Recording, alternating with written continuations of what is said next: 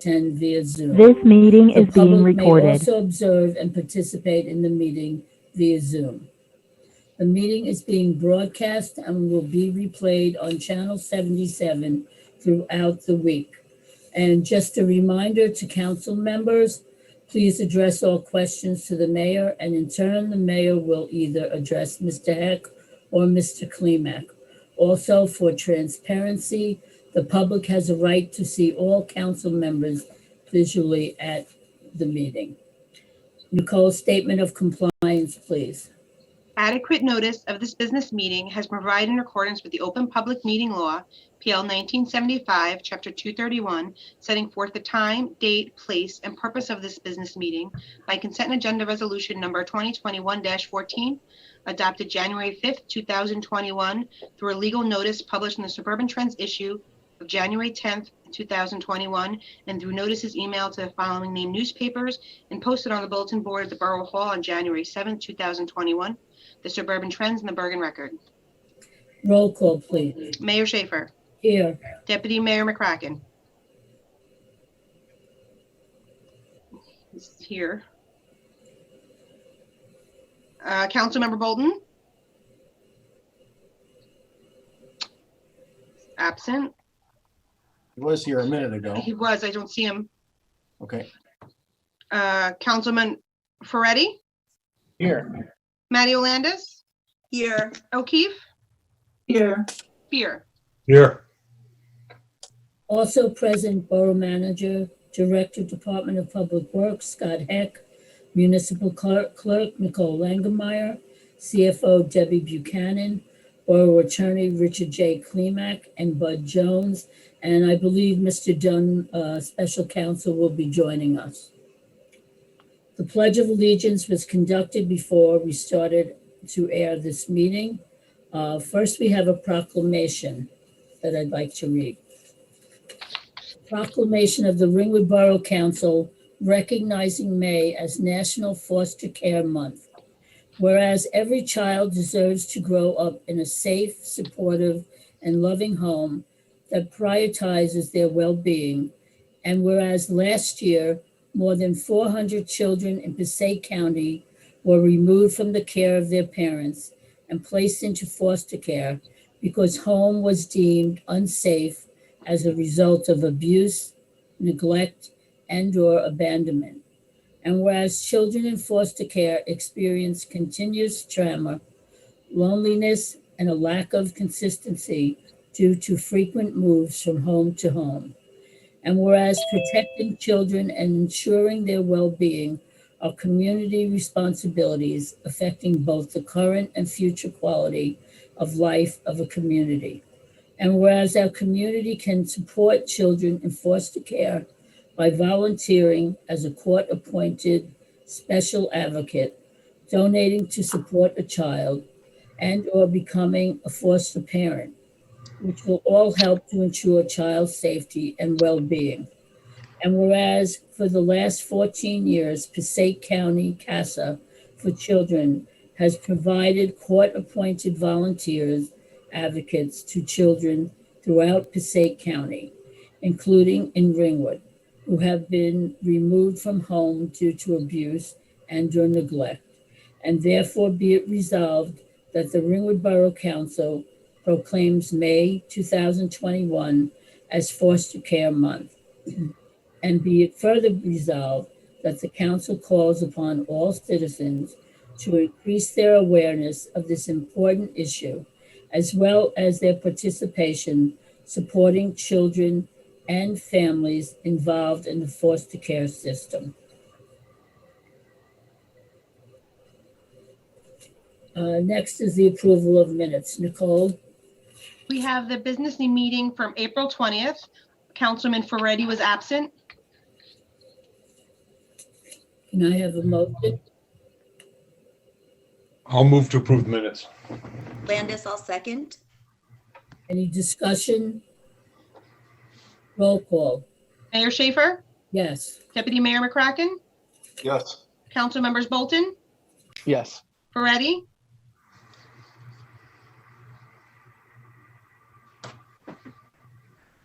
I passed. I was not there. Matty Landis, Yes. O'Keefe, Yes. and Spear. Yes. Thank you. Brian Bolton, I'm sorry. I didn't hear you hear Bolton. I thought you had him absent. He's present. I put him on that roll call. I saw he joined us and I noted it in the record that he joined us at 7:39. Thank you. Okay. Yeah, sorry about that. I was in and then had to drop out. This is the general public portion of the meeting. Anyone who wishes to address the mayor and council will have 3 minutes to do so. After the public comments, we will address your questions at that time. Please raise your hand and state your name and address for the record. Scott, did anyone raise their hand? Yeah, we do have several people. Okay. And just for the record, we do have a couple of public hearings this evening. If you're going to talk on those items, you should just talk during those portions so that it's part of the record. But let me start out first. So if you can just state your name and address for the record, please. Ian Hartman, 56 Upper Lakeview. Okay. Is this for the I think I might have missed something and raised my hand too early. This is not about the dispensary, right? This is just a general public portion at this point. They will be discussing. So I can say whatever I want right now? within Sure. reason? Yes, correct. Well, I'm a new resident to Ringwood. I think the town is pretty nice overall, but I'm just concerned about the whole Superfund site thing, I guess, and how that's being addressed. Okay. Okay, you have any other comments or is that it? Well, just for this portion, it's kind of, I didn't expect to be up here like I was just calling in for I don't want to make any comment on an issue that's going to come up later when I can make it in the relevant time. Okay, all right, thank you.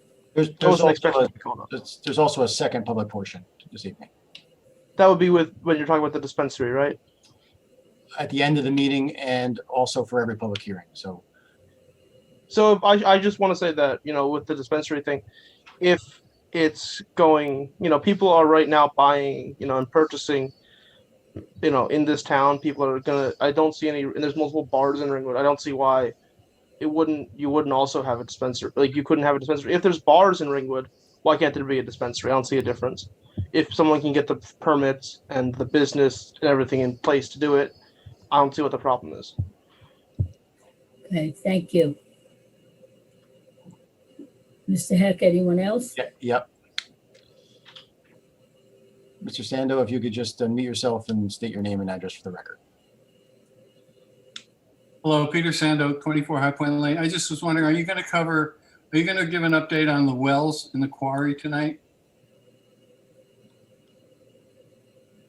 I can give an update later, Mayor, if you would like me to. I know that the engineer has been in contact with them. I'd appreciate if you would give an update on the quarry tonight. Thank you. Okay, thank you.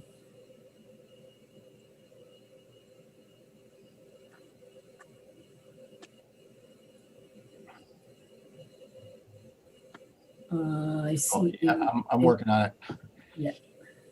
I'm trying to get Amy in here, but it's not cooperating. How's that? There you go. Just state your name and address for the record, Amy. Hi, it's Amy Boyle Geisel, 10 Juniper Terrace, Ringwood, New Jersey. Thank you for taking my call. I'm a member of the Library Association of Ringwood. I'm one of the trustees. I'm a member of the Friends, and I'm a founding member of our brand new foundation. Just want to take this moment to thank each and every one of the members of the council for your continued support of the library. I personally believe that the library is our true community center and is an anchor for our community. We appreciate all the help and support that the council and the borough has given the library director and its staff during the COVID hardships. We work very hard to keep our patrons, the public, and our staff safe. And so far we have been successful, and now the library is open with restrictions. And I just want to take this opportunity to thank you all for your continued support, as I know that you're thinking about a bond which would help financially match the funds that we have for the roof and a new air conditioning system. So I just wanted to say thank you. I will have questions later for some of the other items on the agenda, but I'll pop back in when it's appropriate. Thank you, Amy. Thank you, Mayor.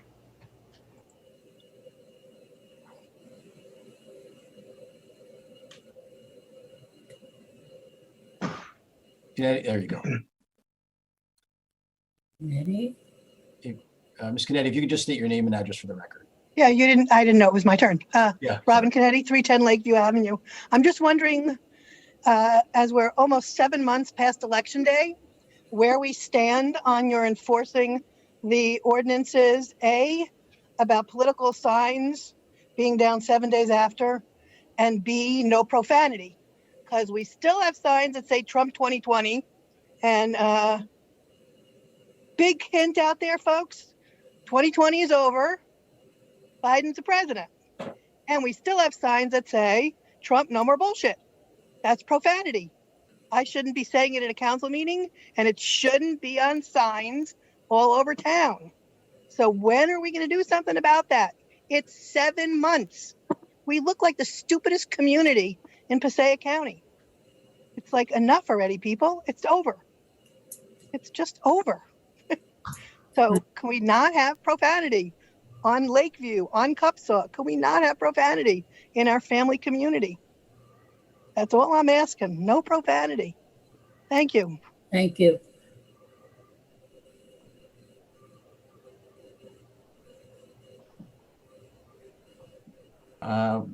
We have one more person. Mr. Hartman, we have your name and address for the record from before. You have something to add? Yeah, I just wanted, I'm not a fan of Trump, but I think people have a right to have signs in their yard, even if they're, I don't see what, like, maybe there's a rule against profanity, but I don't really see I don't see a problem with people having, like, and people have like signs in their yard too that say like, hey, it has no home here, or other political, those aren't as much political messages. Like, they're political messages, but they're not for a candidate. Are we really, do people have to take down like signs that have like those kind of messages too? If we're talking about all political signage, that's like, or is it just campaign signs that are supposedly political? Like, I don't know. I mean, I would prefer people, if they want to show that they're the world that they're right wing, they can just have Gadsden flags or whatever. If that's really so important to you that you want to advertise your political beliefs on your lawn, you know, like. But if I don't see why they should have free speech and have whatever they want. I don't have to agree with them. Thank you. Okay, seeing no more, Mayor? Okay, seeing no one else, can we have a motion to close public portion? Landis, I'll make that motion. Can I have a second? I'll second. Roll call, please. I missed the second. I was looking down. I'm sorry. Who Oh, was the sorry, second? it's Ryan. Oh, thank you, Ryan. Mayor Schaefer, Yes. Deputy Mayor McCracken, Yes. Council Members Bolton, Yes. Ferretti, Yes. Matty Landis, Yes. O'Keefe, Yes. and Spear. Yes. Okay, thank you. Now on to old business. Mr. Heck, could you please read the resolution to 2021-116? Self-examination of budget resolution. Sure. Resolution 2021-116, Borough of Ringwood Self-Examination of Budget Resolution. Whereas NJSA 40A:4-78B has authorized the local finance board to adopt rules that permit municipalities in sound financial condition to assume the responsibility naturally granted to the director of the Division of Local Government Services of conducting an annual budget examination. And whereas NJAC 5:30-7 was adopted by the local finance board on February 11th, 1997. And whereas pursuant to NJAC 5:30-7.2 through 7.5, the Borough of Ringwood has been declared eligible to participate in the program by the Division of Local Government Services, and the Chief Financial Officer has determined that the Borough of Ringwood meets the necessary conditions to participate in this program for 2021 budget year. Now therefore be it resolved that the Borough Council of the Borough of Ringwood, that in accordance with NJAC AC 50:30-7.6 A and B, and based upon the chief financial officer certification, the governing body has found that the budget has met the following conditions. That with reference to the following items, the amounts have been calculated pursuant to law and are appropriated as such in the budget. Payment of interest and debt payments, redemption charges, deferred charges and statutory expenditures, cash deficits of the preceding year, revenue and uncollected taxes, other reserves and non-disbursement items, any inclusion of amounts required for school purposes. 2, that the provisions relating to the limitation on the increase of the appropriation pursuant to NJSA 40A:4-45.2 and the appropriations for the exemptions to the limits on the appropriations found at the same site are fully met and complies with the cap law. That the budget is in such form, arrangement, and content as required by the budget law and also NJAC 530:4 and 530-5 pursuant to the local budget law. All estimates of revenue are reasonable, accurate, and correctly stated. Items appropriated are properly set forth. An itemization, form, arrangement, and content of the budget will be permitted of the exercise of the controller function within the municipality. The budget and the associated amendments have been introduced, publicly advertised in accordance with the relevant provisions of the budget law, except that the failure to meet the deadlines by NJSA 40A:4.5 shall not prevent such certification, and that all applicable statutes requirements have been fulfilled. Be it further resolved that a copy of the resolution be forwarded to the Director of Division of Local Government Services. It is hereby certified that the approved budget complies with the requirement of law approval given to that same statute. It is further certified that the municipal has met the eligible requirements of that statute and that I, the CFO, have completed the local examination compliance with the law. So we don't usually read that, Mayor, but you asked me to, so I did. So this is really the self-examination report. We are eligible to do a self-examination because of the good work of the board and the CFO. Thank you. I have a motion. I'll move it. Roll call, please. Mayor Schaefer, Yes. Deputy Mayor McCracken, Yes. Council members Bolton, Yes. Moretti, Yes. Matty Landis, Yes. O'Keefe, Yes. and Spear. Yes. All right. Next is ordinance 2021-04. Mr. Klimek. A motion to read by title, please. I have a motion. I'll make that motion. I'll second. Ready, I'll second it. Roll call, please. Mayor Schaefer, Yes. Deputy Mayor McCracken, Yes. Council members Bolton, Yes. Moretti, Yes. Matty Landis, Yes. O'Keefe, Yes. and Spear. Yes. Okay. Ordinance 2021-04, calendar year 2021 ordinance to exceed the municipal budget appropriation limit and to establish a cap bank in accordance with NJSA 40:4-45-14. Mr. Hecker, the CFO, normally gives an explanation of this prior to any motion or any action. Yeah, Mayor, I'm getting some feedback, but rather than reading the whole resolution, essentially what this does, and the auditor is with us, so he can correct me if I leave anything out. But essentially, the local government cap law provides that the preparation of the annual budget, a municipality has a cap that they're not allowed to exceed. And if we come under that cap, what happens is that money goes into this. It's not really your money you're raising. It goes into this fictitious account that if in fact you find you have budgetary troubles in the next 2 years, you can apply to utilize some of that funds in future budgets if in fact you need to. So this is essentially since we're going to be under cap, you have that ability to almost space bank this in case you have something that you need to address later. It only lasts 2 years, and then each year 1 year drops off. I will tell you that we are $472,337.07 below what we are allowed to, below the cap. And in the years that I have been here, we have never applied to that cap bank for any assistance in future budgets. But this is something that's required by the DCA in order for us to introduce and adopt a budget. And this is something that I talk about every year. Right. Do you have anything to add to that, or? Mr. You're Weaver? correct. It gives you spending authority should you need it. Right. Thank you. Mayor, the matter can be open to the public. Anyone from the public? Anybody, yeah, if you want to address the ordinance 2021-04, if you raise your hand. Seeing no one, Mayor? Seeing no one, I'll make a motion to close public portion. Brackett, I'll second that. Roll call? Mayor Schaefer, Yes. Deputy Mayor McCracken, Yes. Council Members Bolton, Yes. Moretti, Yes. Matty Landis, Yes. O'Keefe, Yes. Spear. Yes. Okay, So, I'll recite the final resolution. Resolved that ordinance number 2021-04, as read by title, is hereby adopted, and notice of passage of notice of passage of same shall be published in the official newspaper of the municipality as provided by law. There could be a motion, second, any discussion, and then your vote. have a motion? Spear, I'll make the motion. Brackett, I'll second. Any discussion?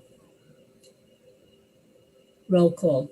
Mayor Schaefer, Yes. Deputy Mayor McCracken, Yes. Council Members Bolton, Yes. Moretti, Yes.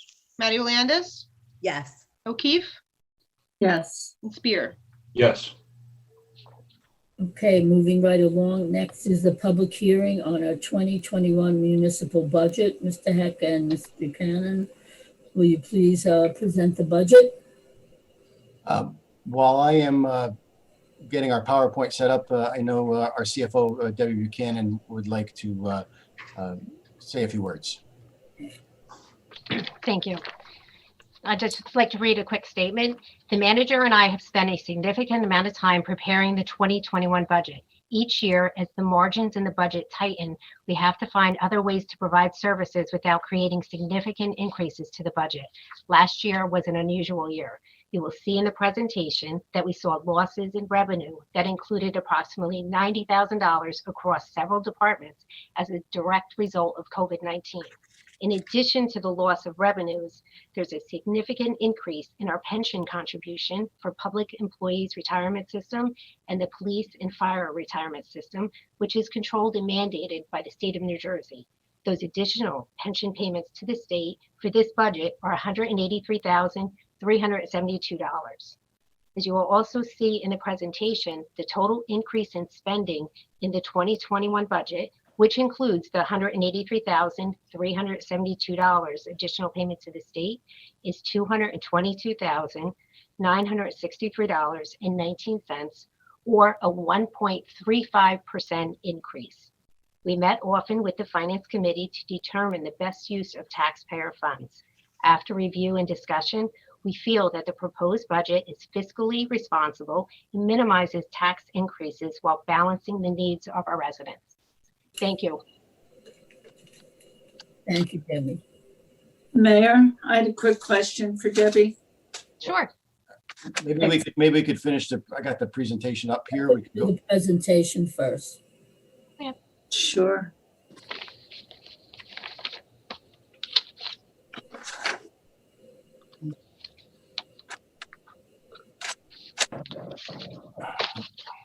Okay. Can you all see this? Yes, I can. Yes.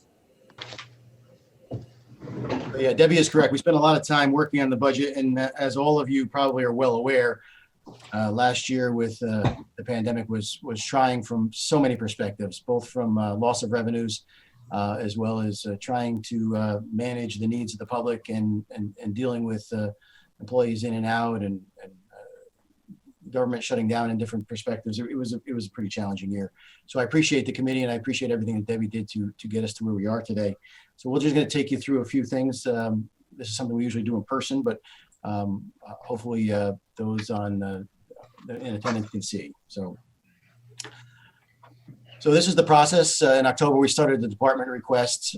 We also had the public department hearings that were held, although No one really joined our Zoom meeting, but we had them. We started the budget prep in January and February. We met with the Council Finance Committee many Friday nights. Sorry about that, guys, but many Friday nights we met with the Finance Committee to go over it. We introduced the budget in April, and now we're having the public hearing and the adoption this evening. As Debbie mentioned, the municipal budget was introduced at $16,716,657.39.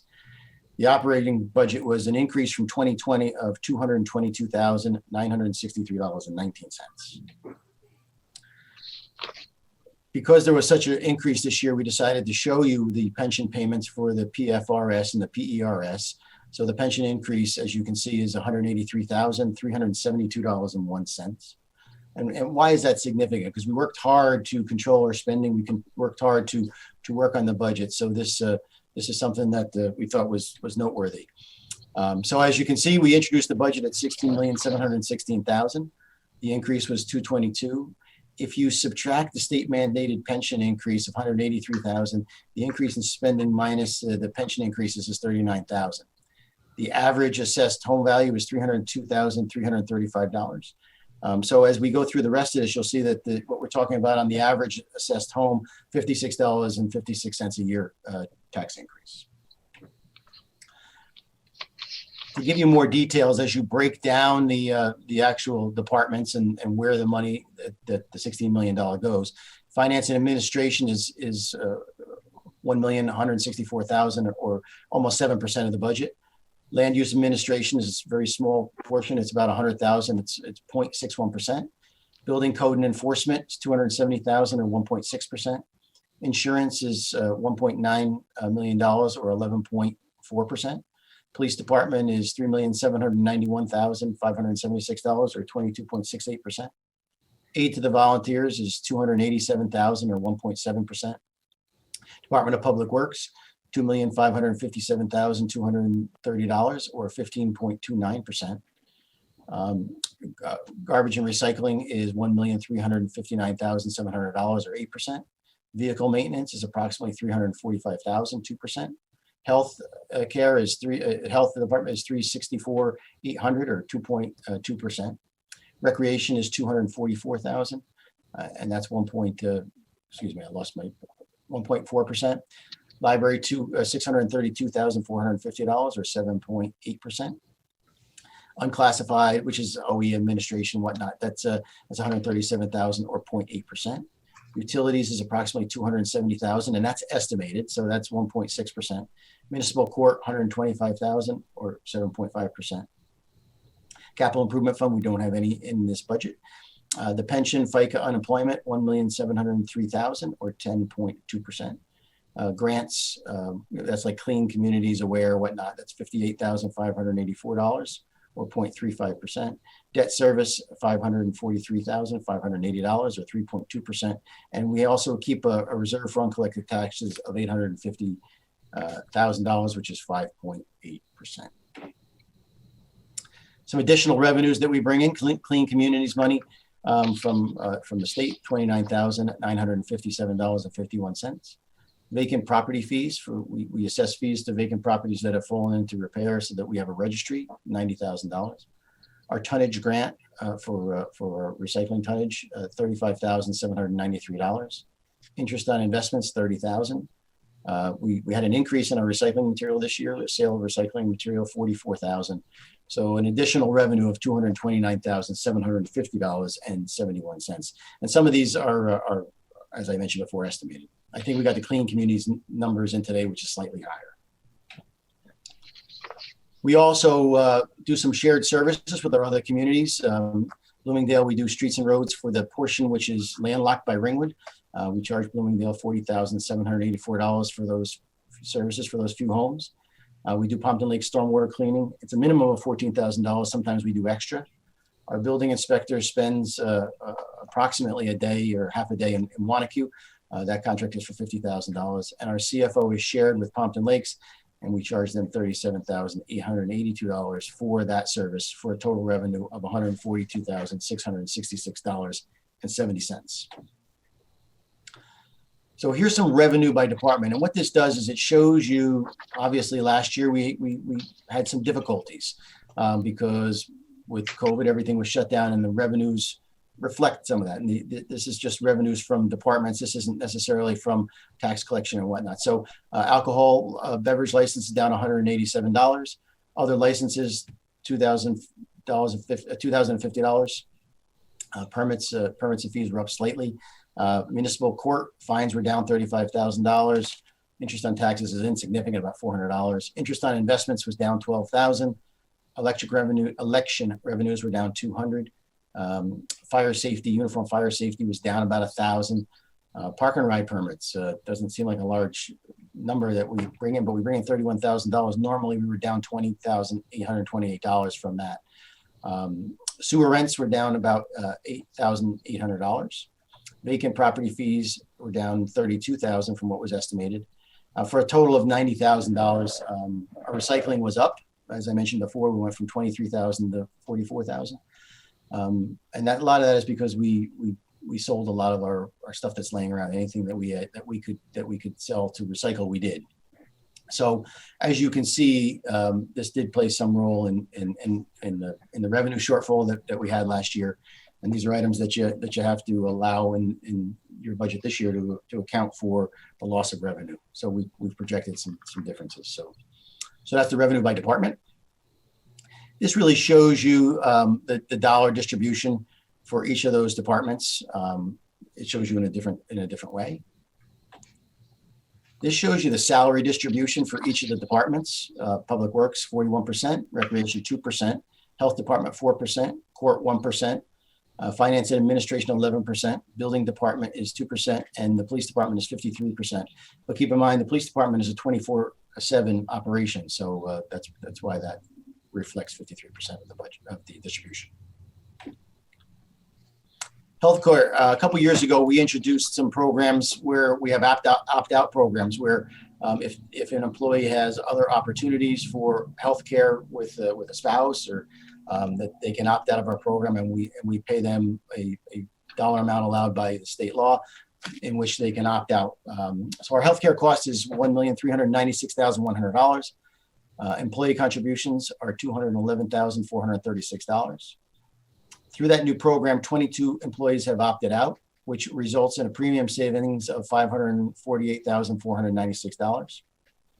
Opt-out waivers, that's what we pay the employees to opt out if they have other insurance available, of $89,090.16, and that gets divided over the year.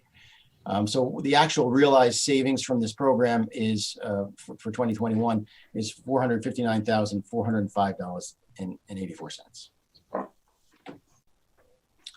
Surplus. Every year we use a little bit of surplus. Same thing as schools and everybody else. You decide what surplus you're going to use. The balance of surplus as of the end of the year, last year, was $2,168,172.17. We used $1,200,000 in surplus in 2020. The balance at December 31st, 2020 was $2,271,715, or approximately a $100,000 additional. We used the same dollar amount for this year's budget of $1,200,000, leaving a remaining balance at this point of $1,071,715.44, and we'll generate surplus throughout the year to replenish that account, just like we did last year. This is an average assessment household tax increase at the municipal level for the last 10 years. As you can see, that there's been, there's been some subtle increases here and there. We have a couple outliers. The one outlier was the year we had Hurricane Sandy. We obviously had to raise some funds. And this is based upon the average home of $302,335. This shows essentially the difference in appropriations a different way, but essentially it's a slight increase from year to year. So here's the summary for the budget. Same thing we talked about earlier. Essentially, the increase is $222,963.19. The average assessed home is $302,335, with an average increase to the assessed home at $56.56 per year. Now, Mayor, would you like me to continue and go through the water, or would you like me to stop here? Continue and go through. What water is very brief. For those of you who weren't aware, our water budget is a separate budget because we don't have water in the entire town. So items in the water are only charged to those that are using, that are on our water system. So that's why it's a separate budget and itemized differently. So our water budget, operating budget is introduced at $1,600,000. Our operation budget increase from 2020 is $76,769.07. This is a kind of a chart of the revenue. We had some revenue concerns in the past couple of years, so we're starting to get our revenue back. That shows you what the revenue is, and then we've estimated essentially the same revenue from 2020 to 2021 because you can only use in the water department the revenue from the previous year as you know, the way you can budget for that department. And this is the salary distribution. Granted, it's a small department, but you have bonds and principal 26%, interest 11%, statutory 3%, salaries 18%, testing 7%, insurance 3%, utilities 10%, vehicle purchase 4%, and OE 18%. This year we are purchasing a vehicle. We haven't done that in a long time. We have one vehicle that really needs to be replaced. So ordinarily that would not be there. So that would be the introduction of both of the budgets, Mayor. So if you would like questions, we can certainly take them now. I think, should we first open it up to the public? However you want to do it, Mayor. All right, let's open it up to the public if they have any questions. I'm going to stop sharing the screen so that I can see the public. Okay. It's hard to, I don't have enough space to see the audience. Okay, so if there is anybody that would like to comment on the budget, now would be the time to do so.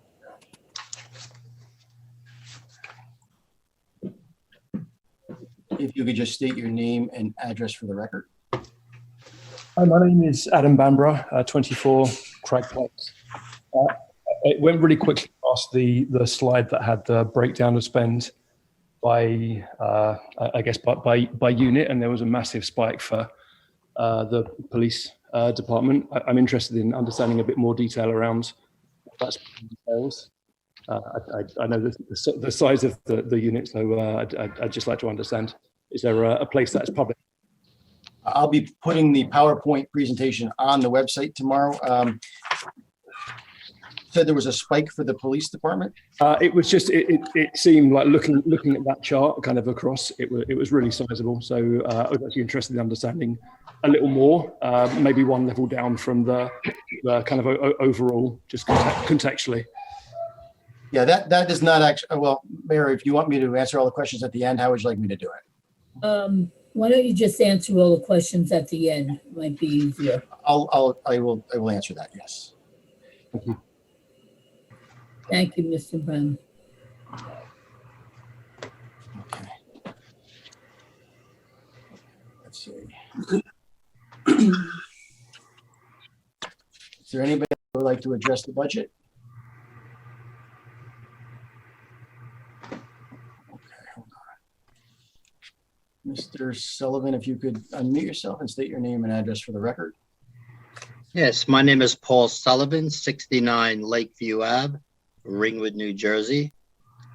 Just listening to that budget, it's been a while since I heard the entire presentation. I thought it was a great presentation. I'd like to congratulate the mayor and all seven council persons and the borough manager, Mr. Heck, for doing such a great job. As a taxpayer for many years in Ringwood, I think overall you guys are doing a very terrific job. And I'd also like to throw out a little congratulations to the health department and their work with this past year in the COVID. I think they did a phenomenal job of keeping the town as healthy as they could. And I'd also like to thank Mr. Klimak for his extra hard work. Thank you very much for letting me speak. Thank you, Mr. Sullivan. And Mr. Tedesco, if you could just state your name and address for the record and unmute yourself.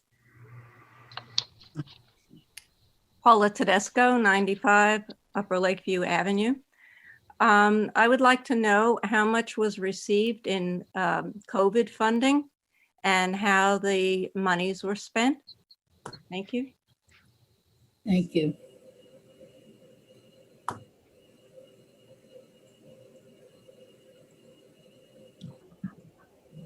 Is there anybody else? Seeing none, Mayor? Okay, seeing no one, can I have a motion to close public portion? Brackett, I'll make that motion. Landis, I'll second that. Roll call, Mayor Schaefer, yes. Deputy Mayor McCracken, Yes. Council Members Bolton, Yes. Moretti, Yes. Mayor Landis, Yes. O'Keefe, Yes. and Spear. Yes. Okay, so now I'll take, Pat, do you want to answer those questions, or do you want to wait until after we vote on this? For the one question, it might be easier for me to go back to the screen. So do you mind if I share my screen again? Sure, go ahead. Yes, go ahead. Okay, I'm working on it. Okay. I didn't know if you heard me. I'm sorry. Okay, can you see the screen? Yes. Okay. So Mr., I'm sorry, I didn't write your name, Adam. So this isn't a spike. This is actually a bar graph that shows the dollar amount for that particular budget. So in this year, the budget for the police department is above $3.5 million because, as I mentioned in our presentation, they're 50-some% of the budget. So that's not actually a spike. This shows each department in a bar graph as to what percentage. It's just showing it a little different way. Not much different than the salary distribution. Actually, Debbie, do you know off the top of your head the difference in the police department from this year to last year? What do you mean the difference in the police department? The total cost difference. I think it. Sorry. Just the patrol? Yeah, part of the problem is we would have to add the patrol, but the police department went up insignificant amount of individuals, like in a dollar amount, $3,791,576, or 22.6% of the distribution. And what this is showing really is a bar graph of the slides that are previous to that. Yeah, they're 22.681% of the budget. So I believe this is the slide that you wanted to show that showed a spike, where it's not really a spike.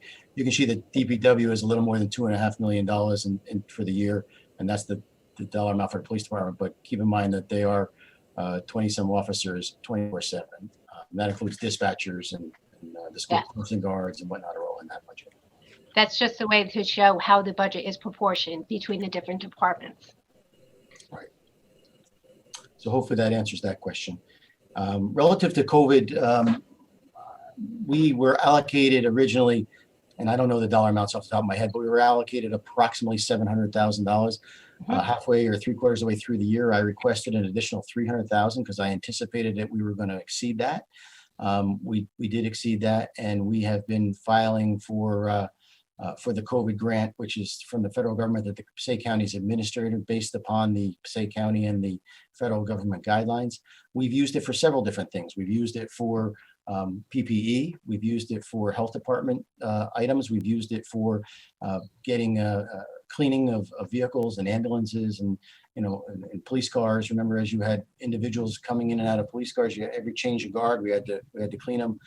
We used it for putting in plasma into the air conditioning vents. We used it for touchless entry into the building. We used it for the library for touchless entries. We have temperature sensors. We used it for so many things. We used it for some of the salary. We did, as every municipality did, we lost a lot of, what happened throughout the course of the year is we had to kind of stop what we were doing, our normal operation, because COVID consumed so much of our lives and so much of the workforce here. Part of the year, Debbie and 3 or 4 of us worked kind of around the clock because, I shouldn't say around the clock, but we put in 12, 14, 15-hour days because, when the governor sent everybody home, we still had to pay the bills. We still had to, you know, answer the phones. We still had to pay the employees. We still had to make sure that we had the services and the needs. So that's where all the COVID money went. We can probably at a later date, once we finally get through the whole process, we can show you what we got, where, and how. And what we did was we recharged the departments where those monies were spent. So Debbie, and you can certainly correct me if I'm wrong. As we acquired things, we used it. We reallocated existing funds because you have to buy it. Nobody's waiting, and when nobody's waiting for their funds. And ironically, when we were in the days of COVID, and you were trying to get masks, and we were trying to get different, you know, gowns and different things. Or whether you wanted to get ultraviolet lights to clean the ambulances, the vendors were kind of gouging and not necessarily taking. You had to pay them right away. They weren't waiting for any funds. So we borrowed from our other accounts and we applied for the grant. Passaic County's been great to work with. They really have mastered this program. Many communities hired companies to do what we do because Debbie and I have had a lot of experience with FEMA funds. We were able to achieve, we're probably the top 3 percentage-wise in Passaic County for a ratio of actual monies applied for to received, because we've done it for so long. So we have a really good system here. So we're kind of proud of that. So at a later date, I'm certainly going to go through that in detail, but that's kind of a summary of that answer. So Mayor, I think that answers the questions from the public. Okay, thank you, Mr. Heck. All right, so since we've heard the hearing on the municipal budget, can I have a motion? Well, I did have a question, Mayor. You asked. We're going to get to that with discussion, okay? Thank you. Can I have a motion? I think there's something, unfortunately, I have, Nicole, I don't have the resolution in front of me. I have the budget introduction. You want me to read this for the record? Okay. The municipal budget notice is what the resolution is, the Okay. long page. There's no number on it, that's all. Oh, I'm sorry. So it's 2021-117. Okay, for your consideration this evening, Mayor and Council, the municipal budget Borough of Ringwood, Passaic County for fiscal year 2021. Be it resolved that the following statements and revenues and appropriations shall constitute the municipal budget for the year 2021. Be it further resolved that the said budget be published in the Suburban Trends issue of April 1st. This is actually for the introduction. I could, perhaps I can do a simpler version. Okay. Would that be okay? That would be fine. Yes, okay. Resolved by the municipal council of the Borough of Ringwood and Passaic County that the budget herein set forth and presented this evening is hereby adopted and shall constitute an appropriation for the purpose of the sums set forth in there as appropriations and authorization of the amounts also set forth in there. Be it further resolved that a true copy of this resolution be submitted to the department, to the appropriate state officials and certified by the municipal clerk as a true and accurate resolution. Would be a motion and a second. Bracken. I'll second. Discussion. Yes, sorry, I was creating an echo, I think. Okay, thank you. You gonna have some discussion, Mayor? All right, discussion, please. Any discussion? Then, Mayor, I had a question. It was way back when Debbie read her statement, but hope I can be clear because a lot has transpired since then. I know that she said there was a loss of revenue of 90,000, I think she said, from the departments due to the pandemic. Is that correct? Yes, that's correct. So we got $1 million paid. Were you able to offset those losses with that dollars? That's that's a grant from Passaic County. It's reimbursable. So we have to cover the costs first, and then we get reimbursed through Passaic County. This is something different. This is revenue that's actually generated by the departments. And because there was not activity in certain things like park and ride, people were not going to work. They were not getting permits for that. That's where that $90,000 is reflected in. It's in the department revenues that we saw a loss in what was collected. Right, and I'm sure a lot municipalities have seen a loss Yeah. due to losses. I thought that the money Passaic County had allocated to the municipalities was to help offset those losses. I was just wondering, they said it was a grant. Have we not received that grant money yet? Not in full, no. But So there's have we received yet? there's two, I don't have the dollar amount that we received, approximately 600 or No, 700. I'm just asking for a percentage, not a dollar amount. 50%, 60%. Oh, no, we're probably closer to 75%. But Yeah. getting back to the revenues, as we cast budgets, the revenue matters because the revenue, we anticipate revenues to balance the budget. So without the with the loss of the revenues that you didn't anticipate, that's not something that you're capturing back from the Passaic County grant. The Passaic County grant is handling things like what you're purchasing and salary and wages, and they have a very stringent guideline. So it's not compensating you for, like, as an example, revenue from court went down, I think $35,000. $35,000. And when we cast the budget, we only charge the residents for the dollar amount over and above the revenues that we're anticipating to bring in. So that's why it's a factor when you're looking at a budget.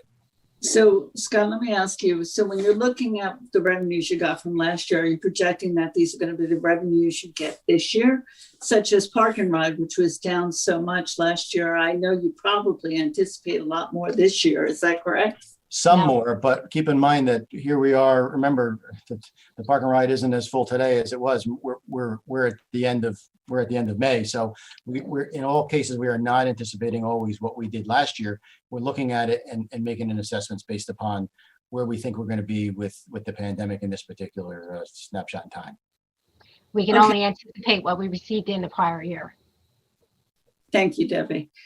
I also have a question about a property on Morris Road that recently sold, which is going to be added to the tax revenue. It'd probably be for 2021, since it sold in January of 2021 for $4,200,000. I was looking at the assessed amount for this property, and it looks like it's only $2,770. Is that something that's currently under review and hasn't been completed yet? Because right now it's a 2-acre lot, 7 acres, and it's 70,000 land assessment, but the improvement assessment is at 0. And I know the sale price was $4 million, so I'm wondering what the discrepancy is there and how that might factor into your 2021 budget. There's first of all, that was a non-taxable entity in the past, I believe. And there's a period of time where there's an added assessment that comes from the tax assessor, and that will come down the road, and that's set by statute. I see Bud Jones shaking his head yes. So that's not something that we anticipate at this point. When the tax assessor does the added assessments, then it'll adjust it. And I think it will be adjusted, if I'm not correctly, for the following year, not necessarily the current year, even though they'll be paying a portion of it. Is that correct, Bud? Yes, it depends on the timing and when a certificate of occupancy is granted. You may be able to have an added assessment in the second half of this year for a portion of those properties. Well, it looks like it has been assessed already at 70,000. Right, but you're talking about vacant land versus the land with a home on it, correct? This isn't vacant land. No, this was prior, as Scott said, it was a non-taxable property. It was the Friary. It is now owned by Enba LLC. I think it's a rehab facility. It is located on Morris Road. It's sold for $4 million. And right now it's assessed at $70,000.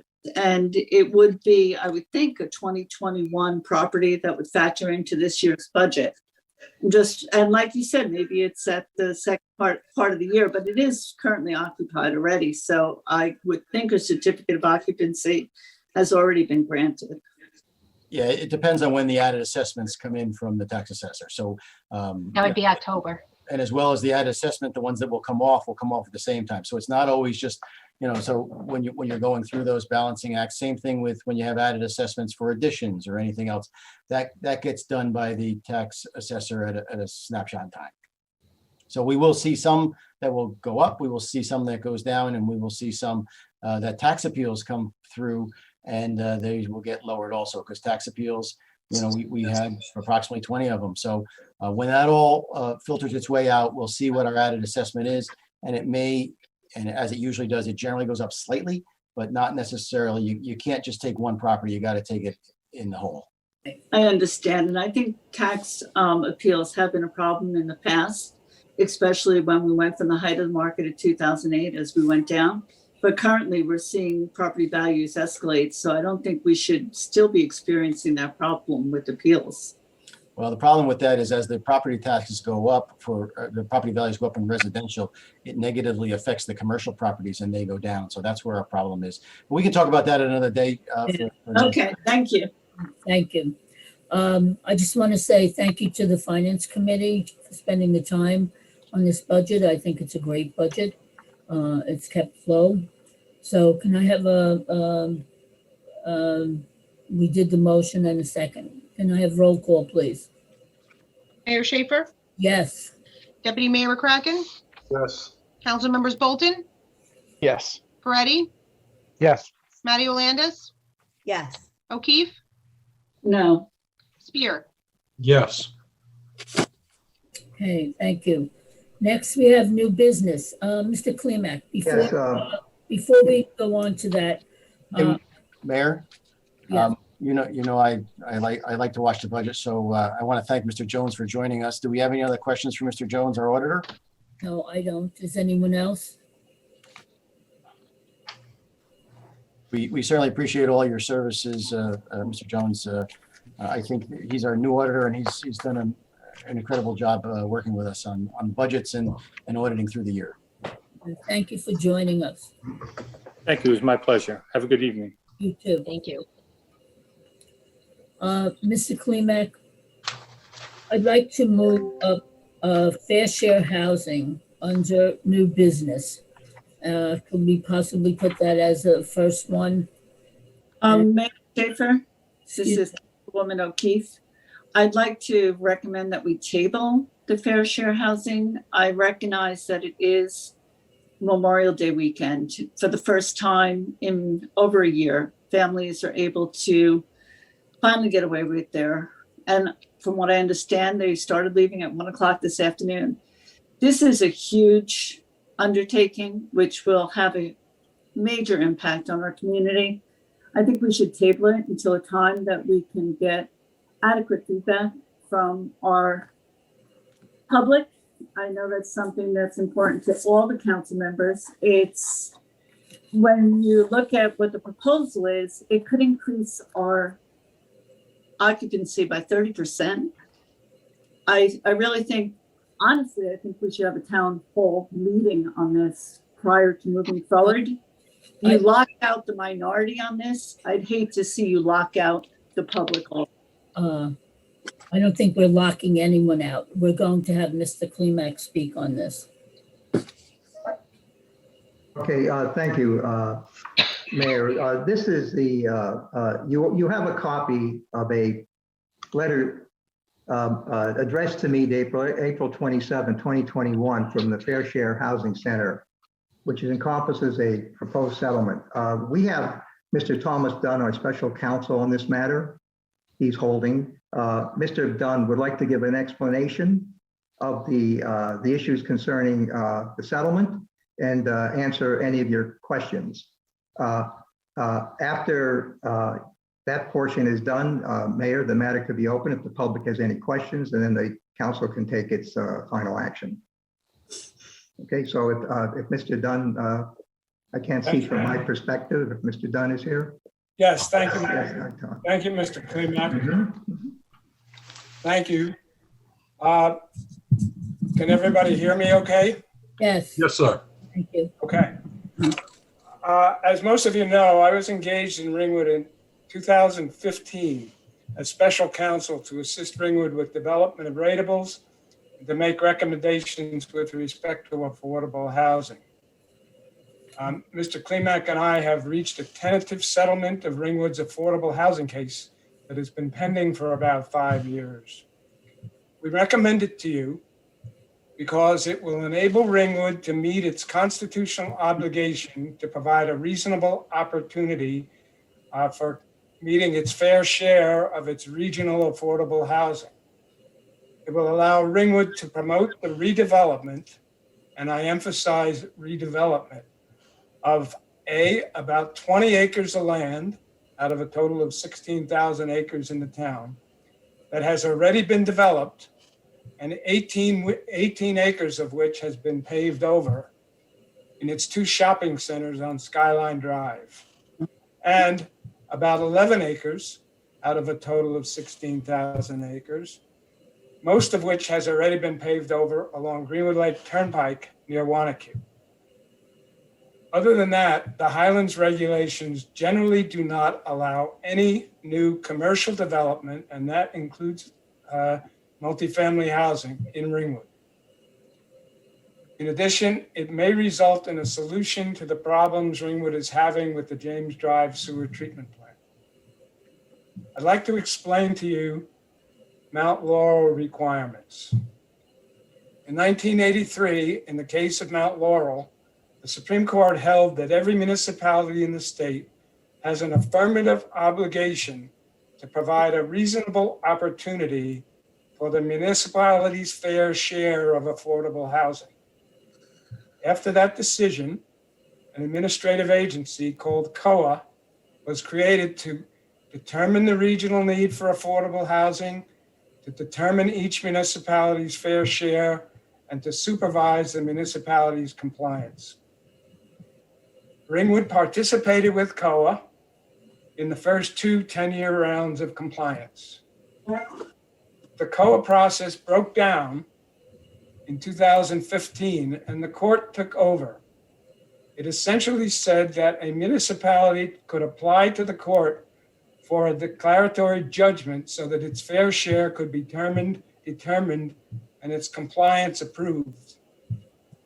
Ringwood participated in this process, and at the outset, the experts for Fair Share Housing Council, the other side in the case, said that Ringwood's fair share of affordable housing was 377 units.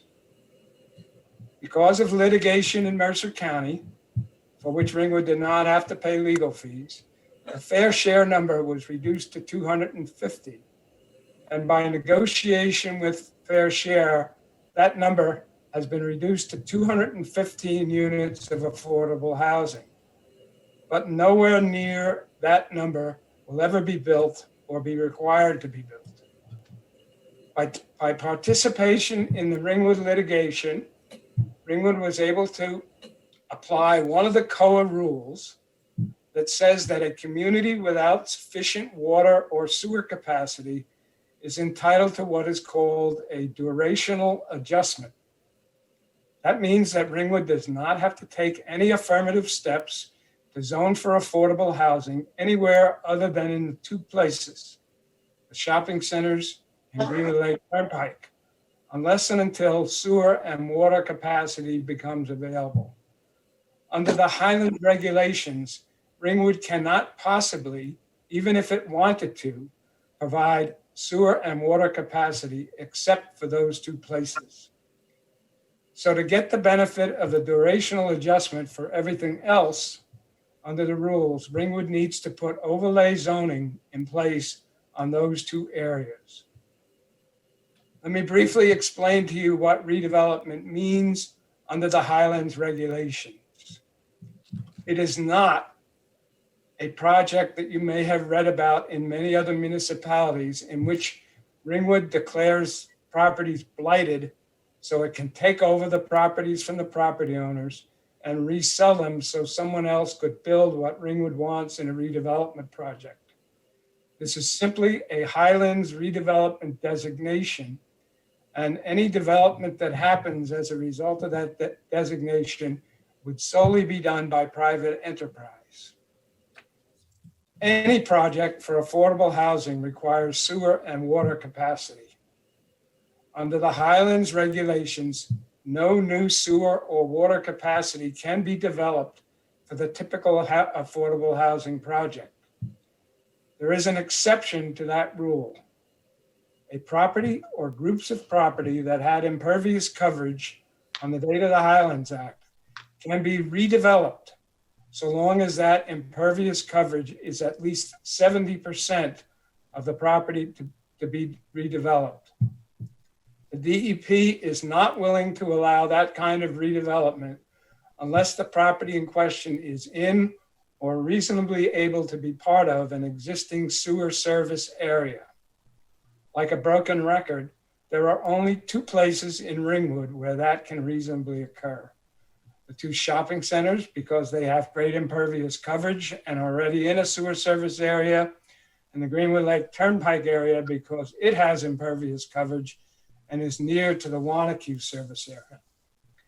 So for these two areas, the settlement proposes that Ringwood do the following: to apply to the Highlands Council for redevelopment area designations, to commission a feasibility study as to whether the existing sewer treatment plant on the CVS shopping center property can be expanded or replaced with one that can be paid for solely out of connection charges and annual operating charges, just like your water budget.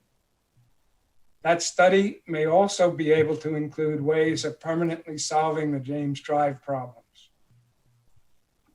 Thirdly, Ringwood needs to create an overlay zoning ordinance that permits mixed-use development of the shopping centers and some housing in the Greenwood Lake area. Again, I emphasize that this is not a project in which the municipality is going to be buying the property and turning it over to somebody else or declaring it blighted. It's simply a way to get the Highlands approval of properties with the existing coverage. Let me explain to you now about what overlay zoning means.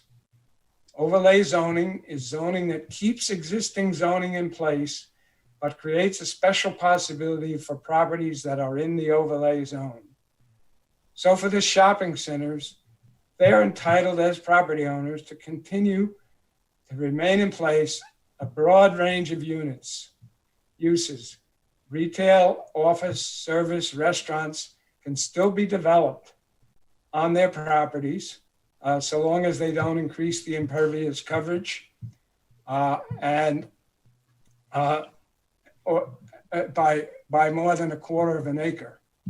The same is true with respect to the commercial zone on Greenwood Lake Turnpike. The proposed overlay zoning for the shopping centers also would allow mixed-use development for the shopping centers. Housing, probably apartments at a density of 6 to 8 units to the acre of the redevelopment area. 20% of those units must be affordable. And on the shopping centers, the proposal requires that the retail uses or anything else permitted in the CC80 district must have a minimum that will keep a good complement of those uses on the site and not deprive the municipality of its only major shopping area. The proposed overlay zoning for Greenwood Lake Turnpike would allow housing at the rate of 10 units to the acre of the redevelopment area, but only on properties that are greater than 1 acre in size. There are currently only 2 properties in that zone. If I can, I'm now going to share the screen with you to show those properties. Yes? Just hold on, Tom. I'm going to have to allow you to do that. So just accept the co-host. I don't see it. Yeah, I made you co-host, so you can go ahead now. You have all the permissions. Okay. I hope I can do this right.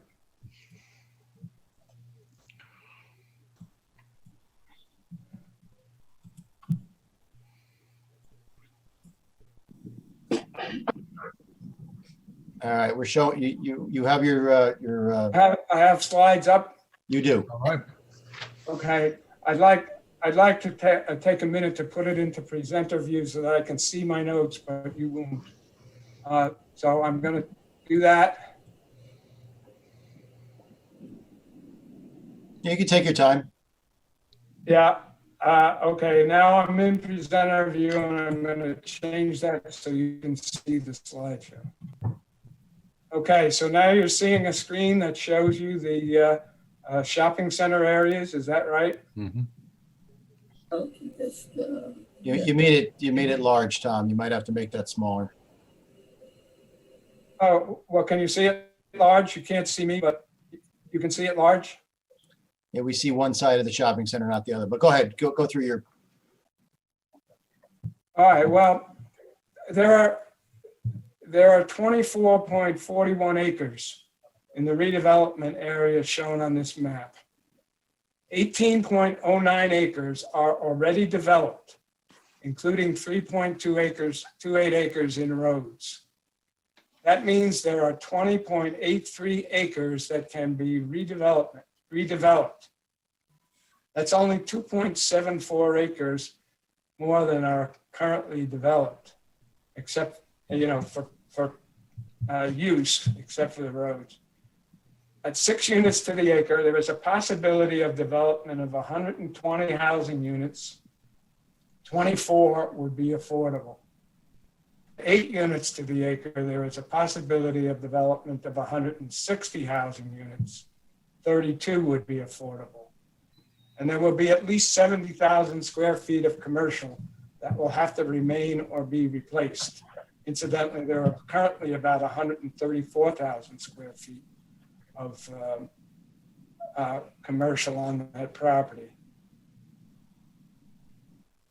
The next slide shows the Greenwood Lake Turnpike area.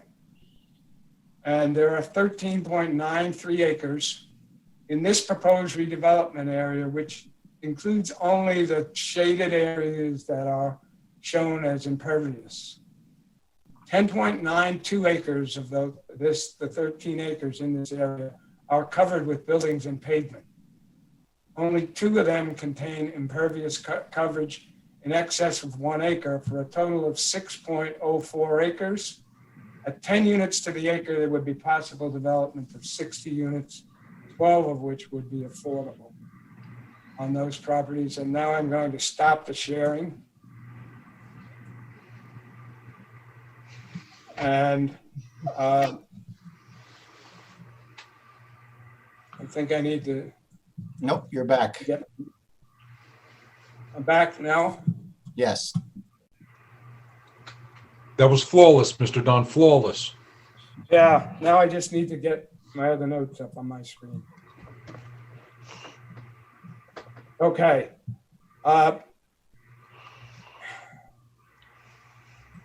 If the council authorizes Mr. Klimak to sign this settlement, there is a long way to go before any of this development can become a reality, if at all, before it can happen.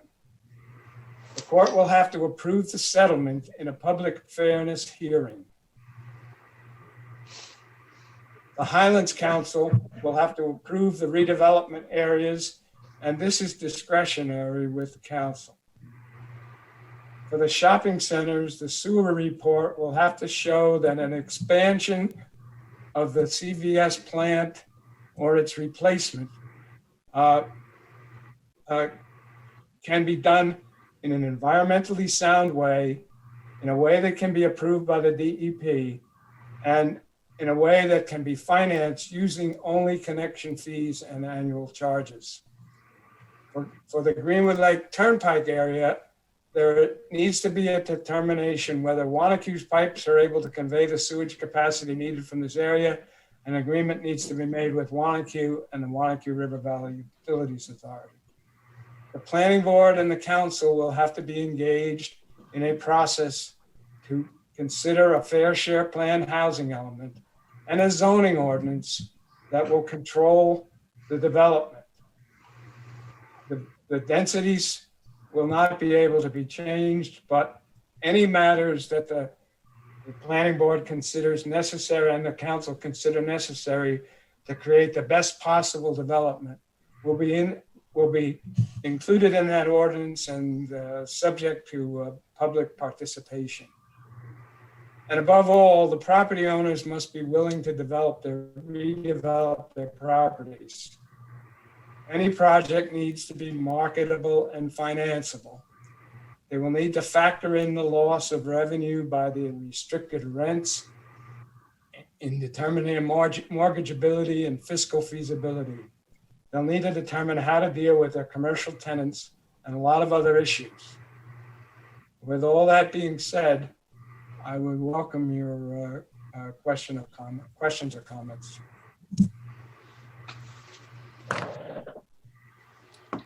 Anyone have any questions for Mr. Dunn?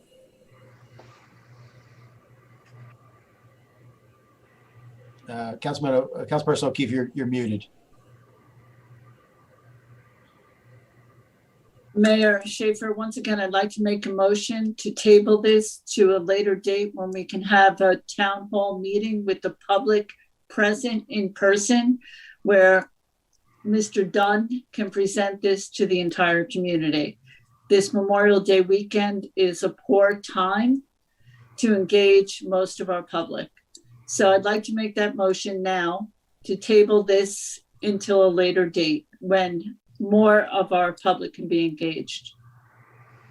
Can I get a second? I'll second that. Roll call. Mayor Schaefer, No. Deputy Mayor McCracken, No. Council Members Bolton, Yes. Peretti, Yes. Matty Landis, No. O'Keefe, Yeah. No. Spear. Mayor, may I ask Mr. Klimek a question? Yes. Mr. Klimek, aren't we on some type of time restriction relative to this? Yeah. Well, we're in this sense that the case has been difficult and going on for over 5 years. We're advised by the court-appointed monitor that the judge is very insistent on a conclusion of this matter. Okay, the negotiations have been intense with very sophisticated parties, both sides, and it would be, I think it would be in the interest of the borough to act on this now. The other party to this is not going to add anything further. As Mr. Dunn explained, the original numbers for affordable housing were very large. And the practical result is these numbers have been sharply reduced through fair negotiation, which each side recognizing its interest and the issues, and both sides engaging in good faith negotiations. There was also a committee of the council that was apprised of this, which contained members of both parties. If there's any delay in this, if there's any delay in this, I don't know how the other party will react to it. There have been, and Mr. Dunn can affirm this, there have been many lawsuits throughout this state over affordable housing. Very large sums have been spent by municipalities, hundreds and hundreds of thousands of dollars. Municipalities, after court hearings, some municipalities hit with hundreds and thousands of affordable housing units. The successful party in many of this has been the Fair Share Housing Center, who is our counterparty, who we've been negotiating in this matter. So I would, from a legal point of view, from what the status of the case is, the age of the case, where the negotiations are, the position of the Fair Share Housing Center, by the way, which is a party designated by the New Jersey Supreme Court as a party in interest in all these cases, I think it would be prejudicial to delay this any further. I think a decision should come, whatever the decision is, it should come so the court knows exactly where we are. I have a question, Mayor. Yes. Last year you had a task force on this issue, and I requested that you include members of the minority, and you refused. I hope you recall that. Also, it's Mr. Dunn did bring up Mount Laurel, and this was something that was on the was on the agenda in 1985 to do the same thing. You wanted to develop 66 acres along Skyline Drive. There was a lot of opposition from the public on this development. Now, I feel that by pushing this through tonight, we're not giving the public an opportunity to weigh in. And I understand that we did get a reduction in the fair share housing to 215. And I think there's really is a strong need for affordable housing. And 20% seems like a low number. Why haven't we discussed, because there are other options here, why haven't we discussed doing 100% and just doing a development of 251 units? These are options that are available to the public and for discussion that weren't included because the Democrats were excluded and the public hasn't had an opportunity to fully weigh in. I regret that you're rushing this through this evening. Thank you. In 2017, there was a public hearing on our options, and essentially, Mr. Dunn and I and the administration followed through on the directions in that hearing. As far as without mentioning politics, all I can say is this year, this settlement and these issues were discussed with a committee consisting of both parties. Okay, what happened? I have no comment. I don't want to get into any political issue of last year, but both parties were represented this year regarding this issue. As far as the numbers go, I think essentially earlier you said there would be a 30% increase in housing units in Ringwood. Obviously, that's not the case. It's not even near the case. There are 4,000 housing units, single-family homes in Ringwood, and there are not going to be 1,200 new units in the borough. Thank you for that, Attorney. I do recall the 2017 hearing, and as I recall, there was very, very adamant disagreement with moving forward with this at the time. The reason I came with a 30% increase is because I was looking at the 215 number that was required, and you were saying that we were doing 20%. So in order to reach the requirement of 215, it would require that we build 1,000 units. If we built the 1,000 units to fulfill our 215 obligation, that could result in an increase of 30% of our population. If you had just 4 people in each of those units of 1,000, that would be a 4,000 member increase in the community. Now, I hadn't had all the information that Dunn has shared with us this evening, but that was a reasonable deduction from what I read in the report that was shared with me. Thank you. Councilwoman Landis, did you have a comment you wanted Yeah, to I just make? wanted to say something. I find it disingenuous to say that that there were not people. I mean, you referred to it as the minority council, which I find us just a council, but there were collectively members from both parties represented during those meetings. Just so you recognize, I was one of them. I also, Councilwoman O'Keefe, you've been privy to the same data and expert testimony as everyone on this council has.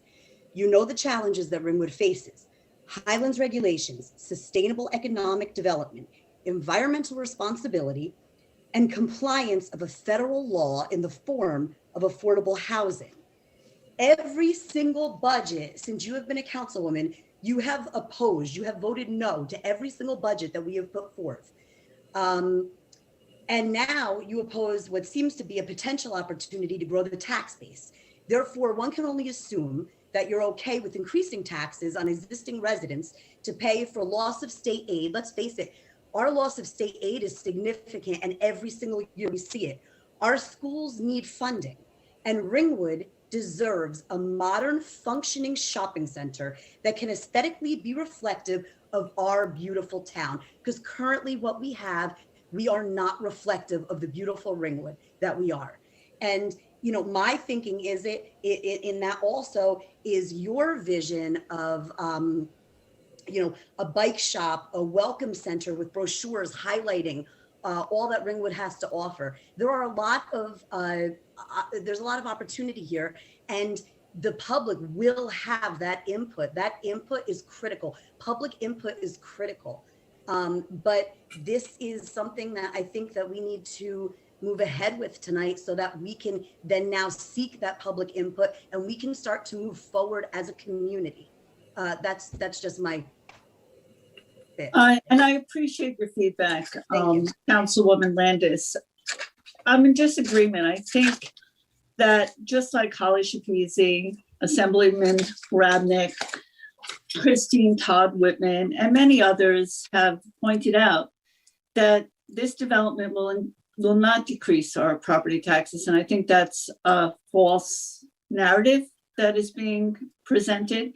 It will only increase. We will have more residents to service. We will have more students to educate. We will need more police. We will put a strain on our volunteer fire and our volunteer ambulance. I am 100% with you in the fact that our downtown has to be revitalized. I think that's the responsibility of the owners of the downtown properties. This is not property that is owned by the council. I 100% agree that we should be working with them to find solutions and to increase it. And we do get a lot of visitors every year to Ringwood. And unfortunately, instead of finding ways to increase our economic opportunities, we continue to just do the same tried and failed policies of the past. Thank you. And just to reflect, our enrollment, school enrollment is down quite a bit. So there certainly wouldn't be a problem with having more children going to school. Anyone else have any comments? How are we doing with our volunteer fire and ambulance? Do we have adequate coverage for this increase? Scott, if I'm correct, all of those things happen in a feasibility study. I'm sorry, Mayor, may I speak? Yes. Mr. Heck, if I'm correct, all of those things will then happen in a feasibility study. Those things we will know all of that moving forward, correct? Yeah, one of the concerns that if you don't take these significantly reduced numbers, the risk is that you might end up with 900 units, right? And you will further compound the problem. So yeah, all what they're talking about right now, and I'm going to yield to Tom and Dick. What they're talking about is in 2017 we had a public hearing, and the council, all of you, gave Mr. Dunn and Mr. Klimek instructions on how to negotiate and what to negotiate for, and they have done that. And that 2017 to date was brought here after several, Mr. Dunn's given presentations to all of the council members over the years. And I think what they're saying is, okay, this is the best we believe we can get. And the risk is if you don't take this settlement, you might actually increase this. Now, the question about ambulance and fire service and whatnot, right now we service those areas right now. We service the shopping centers right now. Volunteer services are always in flux, but that's why you have mutual aid. So there's a lot of things that you have to do, and zoning will take care of some of this stuff, whether it's aesthetics or whether it's how you want this to look like. And if you want to maintain the character of our community while improving the shopping centers, that's all part of that planning process. But you can't start that planning process until you know what you're starting with, and it all starts with some type of settlement. So I'm not sure I answered your question, but I tried to. Mayor Schaefer, let me clarify. I'm in total agreement with accepting the number of 215 units. I have no problem with that. I think we need these affordable units, and I'd like to see us deliver that number. What I oppose is that it's 20%. I think we should make it 100% so that we can meet our obligation and we can improve without overdevelopment. Thank you. All right, Mr. Dunn, do you have any more comments? If I may chime in? So in part to, let me start with the numbers. So Mr. Dunn, if I'm doing the math correctly, I just want to make sure that my notes are accurate. So if we build across the, not we, but if across the redevelopment areas, units are built to the maximum permitted under this agreement, we would get 320 total units built. Of them, 44 would be affordable, and the borough would still have an unmet obligation of 171 units. Is that correct? I'm not sure I can follow your math, but I would take issue with an unmet need because, in point of fact, whatever units are left over are durationally adjusted until water and sewer is available. And water and sewer cannot be made available under the existing Highlands regulations. So it is, the unmet need is really never going to happen.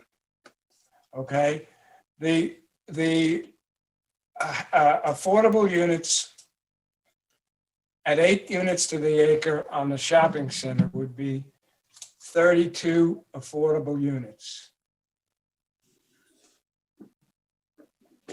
The Greenwood Lake Turnpike would be 12 units, meaning that you would have 44 units of affordable housing. Right. That you have made possible. Does that answer your question? So that's 44 affordable units, but then, and sorry, I think I might have done it right wrong. It would have been in 220 total units, not 320. So in order to get 32 in the shopping center, it's 160 total units and 60 units on Greenwood Lake Turnpike. 160 units is 220 total units. And I might point out to you that the concept of building 100% affordable housing is not practical in the economy that we have, practical today.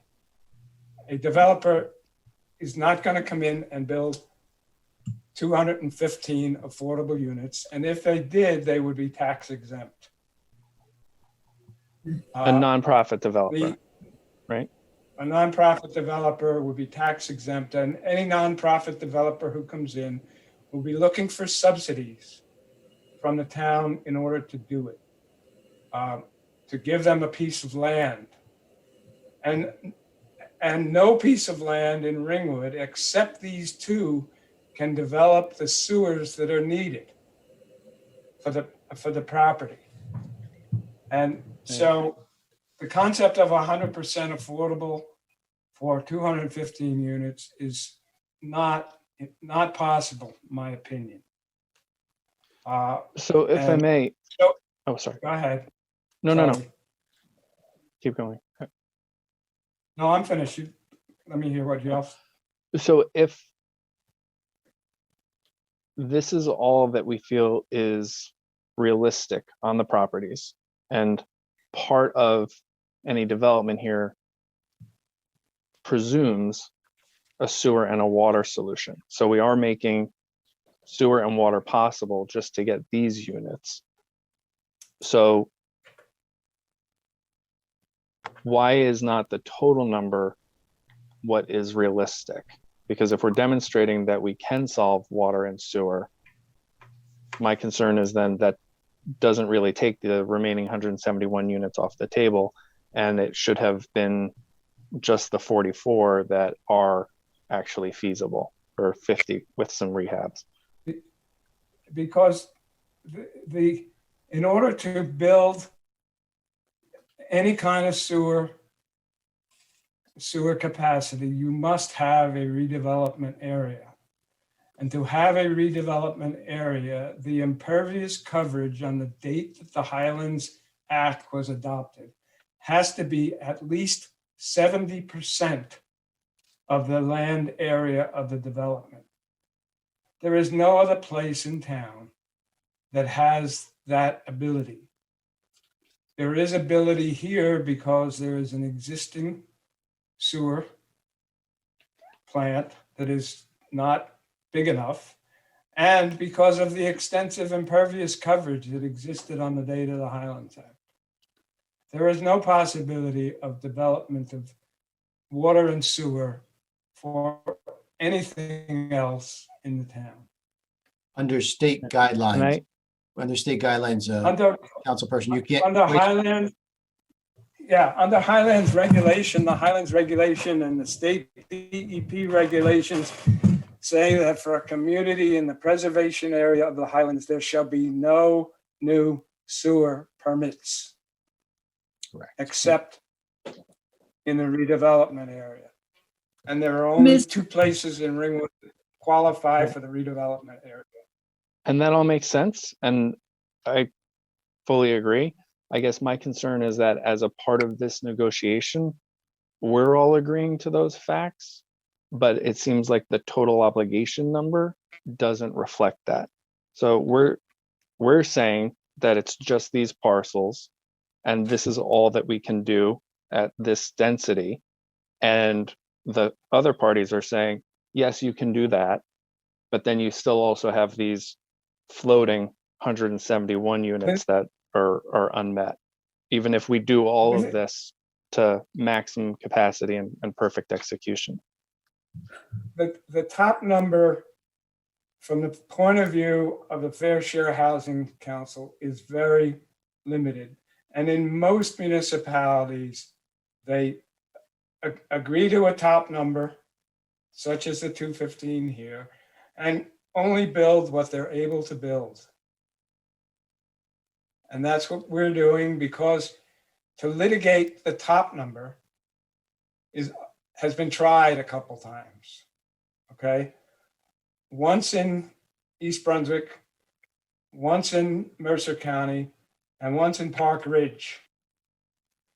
And in all of those cases, well, the Mercer County case, perhaps they didn't have to pay fair share housing fees. But in the other 2 cases, Park Ridge, for example, got hit with a judgment of in excess of $400,000 for fair share housing fees and paid $300,000 or so on their own and lost. In East Brunswick, the same thing happened, and there's currently a federal suit pending in which fair share housing claims that civil rights were violated and that they're entitled to attorney's fees and a huge amount of money. So that there is no practical way that the municipality could contest the 215 units. 215 unit count. It's based upon an algorithm that is a statewide algorithm that intends to have a large number of affordable housing units, but with knowledge of everybody, probably everybody who is settled, that there is no way that those numbers can be reached. And that's exactly what we're doing here, but we have the COA rule on durational adjustment, which makes it very plain that unless Ringwood can get sewer and water capacity for any more units than it is currently planning for, unless they can get it, there's not going to be any affordable housing obligations met. So, Mr. Dunn, I have a question. I have no problem with the 215 affordable units. I think it's definitely needed. The way that real estate is going up currently, many of us couldn't afford to buy our own homes back if we wanted to. We have seniors, we have working class people in this town, we have teachers, we have police officers, we have lots of people who need and desire affordable housing. And I'd like us to meet that 215 obligation. Doesn't the Highlands have an exception if we're going to do 100% obligation to allow building on other properties that don't have impervious surfaces? And what about the property, the convent on Sloatsburg Road? That seems to me to be an area that would have enough impervious surface to accommodate 215 units. Let's address the convent first. The convent has been approved for an addiction center. Eviction center? It is in bankruptcy. Oh, I didn't know that. This is the first I'm hearing of it. So thank you for bringing that to our attention. Well, it certainly was a public notoriety at the time that it was approved as an addiction center. Well, I knew that the addiction center was trying to sell the property for 16 million. Council, I didn't know they entered Councilwoman O'Keefe, please let Mr. Dunn finish. Well, let me just say that we looked at that. Fair Share Housing raised that with us, and we concluded that we really didn't have any authority to deal with that property until the bankruptcy is resolved, and the existing impervious coverage on that property would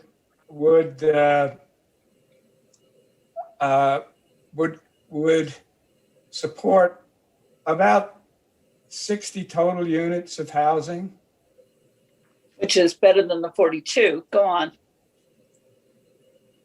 That's of total housing, is that correct, Mr. Dunn? That's 60 of total housing. Right. Total housing. That's what it would support, as opposed what we've done is 220 units of total housing. The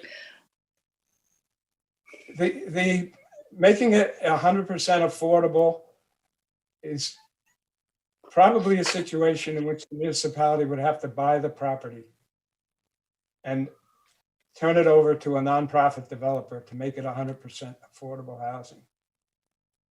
It would not be something that would be done by private enterprise. But it's something we might be able to get assistance with. If it comes in the future, that's certainly something the council could consider, but it's not before us at this point. Right. But one of the things that we could change in this agreement is going from 20% to 100%. So therefore, we would just change number B, or letter B, excuse me, the redevelopment area designation. Instead of requiring a 20% set aside, consistent with fair housing, we could set aside 100%. And that I'm sure they would accept. But what you're trying to do is to incentivize the shopping centers to redevelop their properties in a way that is profitable for them and good for the municipality in terms of its ratables. You raise questions about needs of services. Keep in mind that 80% of these units are going to be market rate units that will be taxed as market rate units and add to your budget. Would these be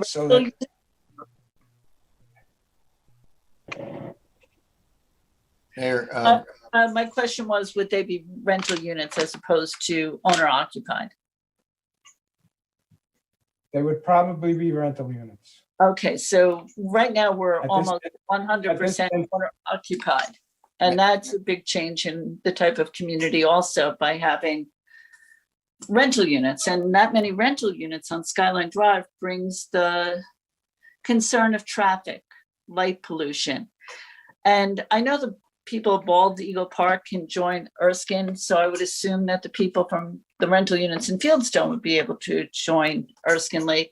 Are they able to accommodate that type of increase in participation? I mean, there's a lot of questions, and I'm not saying I have the answers. I'm just saying there's a lot of questions that people in our community might want to ask, and I think Memorial Day weekend isn't the right time. You've already said that. We've heard it. I know, I'm just reiterating it because I feel it strongly. Mr. Klimek, can we move on with this? If no one else has any questions, can we have?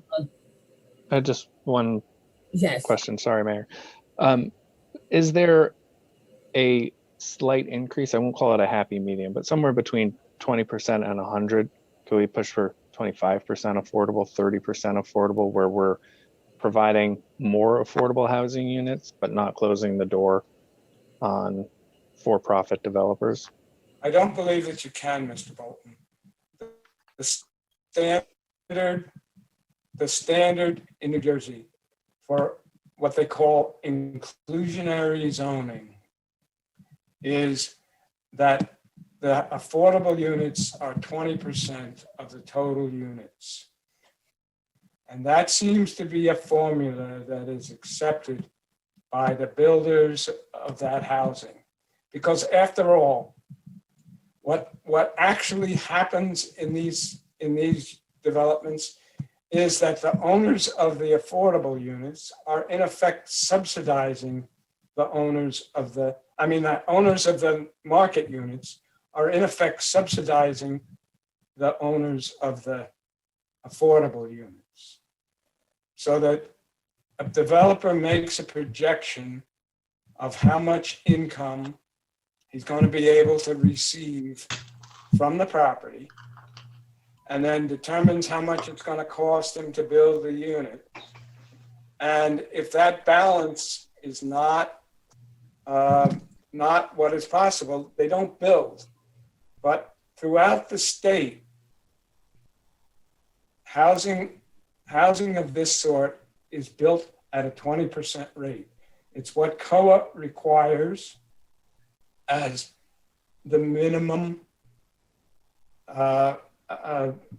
for an affordable housing project, so that you cannot easily just change the ratio, because now you're disincentivizing the property owner to build. Thank you. Appreciate that. And I appreciate all of the hard work and expertise that went into this. And rather than mentioning it in comments at the end, did want to acknowledge that I was able to participate in the committee that reviewed this year, and I appreciate the opportunity. Naturally was already very much in motion, and a very large ship that wasn't really going to be steered too much towards the end with that much momentum, but did appreciate participating at the end. That's it. Thank you. Mr. Klimek, can we have Mayor, I think you'd want to open if there's any public comment. okay, is there anyone from the public? Yeah, Mayor, you have a few. The only thing that I would ask is, in the spirit of the people that are going to be taking the minutes, we need to be careful of the back and forth, because we're Right. drowning out the recording, and that doesn't really help for taking the minutes. So we do have a few people who would like to speak. So I will bring them in one by one. So.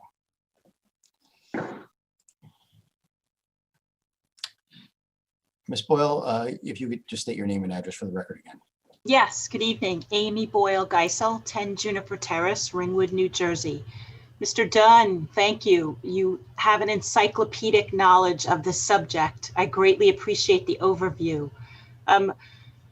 My question is the difference in the numbers, so that a layperson, a citizen of Ringwood such as myself, can understand the options that are available to us.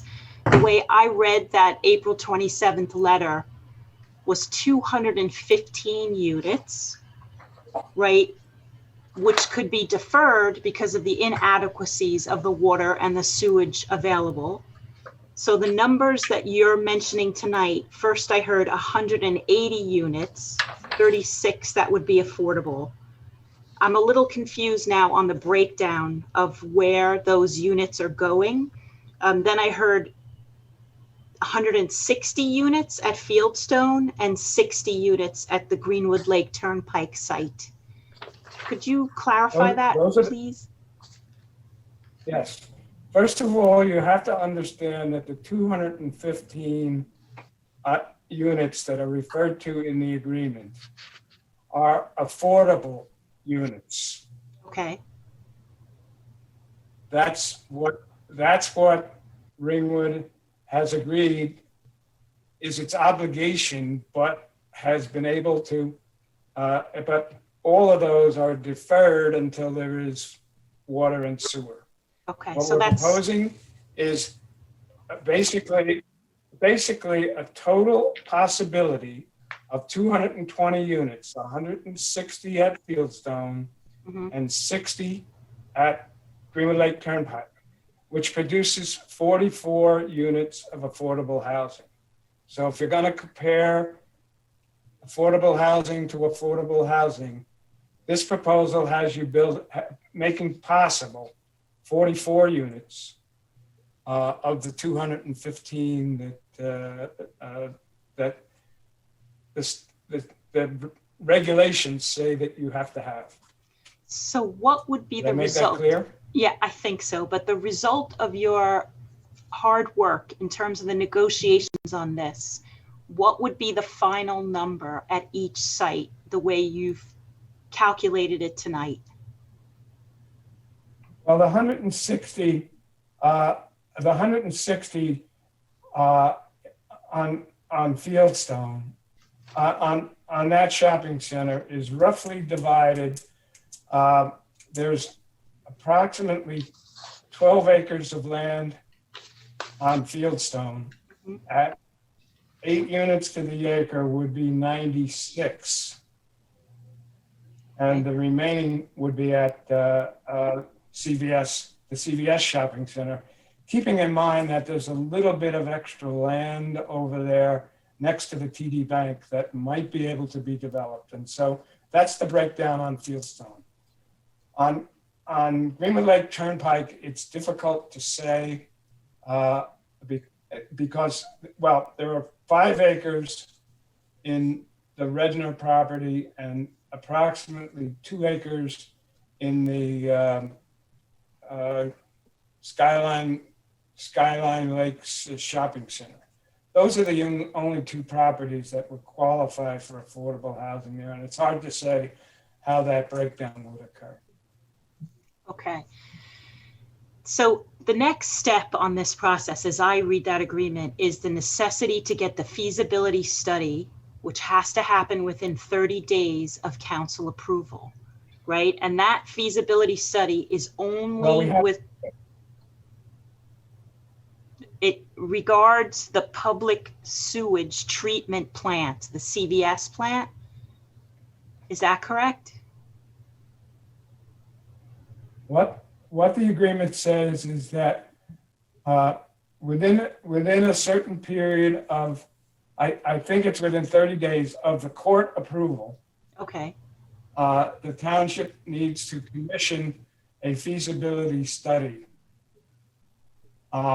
And the feasibility study would be for the purpose of determining whether it's possible from a physical point of view, and that means whether the property can put environmentally proper treated sewage into the brook, whether it's possible from the regulatory process to get the DEP to approve it, and whether it's possible from a fiscal point of view to have that property paid for solely out of connection fees and water charges. That process could take some time. It doesn't have to be done within 30 days of the court order. Okay, but that within 30 days of the court order, we're also, go ahead, I'm sorry. No, so to me, the feasibility study really is going to become, in essence, like the gold standard for how many units Ringwood becomes responsible for. Does that make sense? If the feasibility study shows that we would have water and sewage treatment capabilities for more units, that number that we're discussing tonight may go up.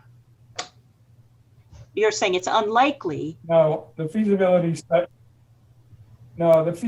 study is directed to what the maximum development of the shopping centers would be. Right, so that would set the ceiling in essence. that would set the ceiling. Okay. So the other thing I'm seeing is how do you, I was at a former life a litigator, but how do you nail down the top number, like that ceiling, when you're dealing with a court-appointed monitor? Are we in essence getting a court order that spells out exactly Ringwood's obligations? You know, I know you're giving us that there's an algorithm that's recognized statewide, but how is a community to know going forward what its ultimate responsibility is when we accept this negotiated position? The negotiated position applies only for a 10-year period. And when that is over,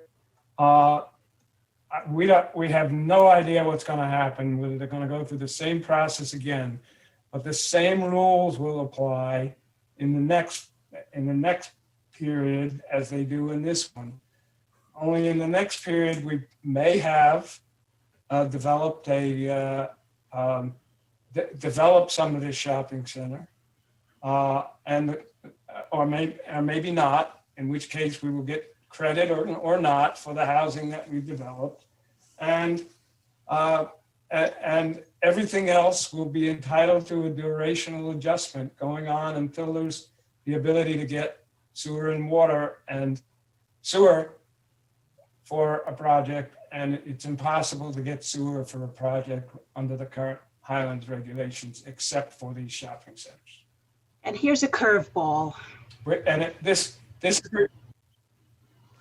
well, I wanted to say that this agreement will be incorporated into a court order. Okay, so that's good to know. The term on the court order will be 10 years. What is the outside chance that there would be an amendment to the Highlands Act within the next 10 years? In your opinion? Big sigh there. Well, I'm not a politician. Right. But I would think the chances that the Highlands Act is going to go away is, from the possibility of it, is remote to none. Okay. And Mr. Dunn, after all the work you put into this and what sounds like an encyclopedic knowledge, are you making the recommendation to the Ringwood Council that they approve this settlement? Yes, I am. Okay. So let me say in passing that I'm glad I'm not making this decision, but keep in mind, it should not, and I know that's naive, it should not be political, right? You're dealing with future decisions that impact on Ringwood in terms of planning and development, right? And we all appreciate all the work that you do, but as an outsider here, when I hear you guys talk to each other, I hear a lot of anger and annoyance. I understand a lot of you were involved in this process, probably for quite a long time. But when someone like myself from the outside, a member of the public, kind of drops in on a meeting like this and hears you're discussing something that will impact, 220 units, affordable housing, major issues that we need to address to Ringwood, try, I guess, keep it all under the big picture, right? We need your leadership, your guidance. We need planning and future vision. Thank you. I appreciate the time. Thank you, Amy. Mr. Heck, anyone else? Yeah, we have a few more. Mr. Martin. Hi, Jim Martin, Marshall Road. I'm trying to understand some of the timelines here in terms of the planning and where this goes down the road. You keep referring back to this presentation in 2017 that was given to the town and whatnot, and I do recall that. But I think we can all agree that we are living in a very different world from 2017 at this point. Much has changed, both economically, socially, as well as the way the fair share housing is looking at Ringwood now. So I do think that it's It's very important that the town knows about what's going on and how your decision-making is unfolding here. I see that the letter from Fair Share is dated 4/27. I didn't see it pop up on the website until the 25th of this month. So that's only a couple of days that it's been out there in circulation. I think that it is very important that the majority of the people that have made an investment to build their lives, homes, and everything else in this town are aware of what's going on here. And to Councilperson O'Keefe's point, holding this meeting literally on the eve of Memorial Day weekend, while the vast number of people have already started to travel, with only a few days' notice that this is what you're talking about, and it's a very significant thing. What's the immediacy here?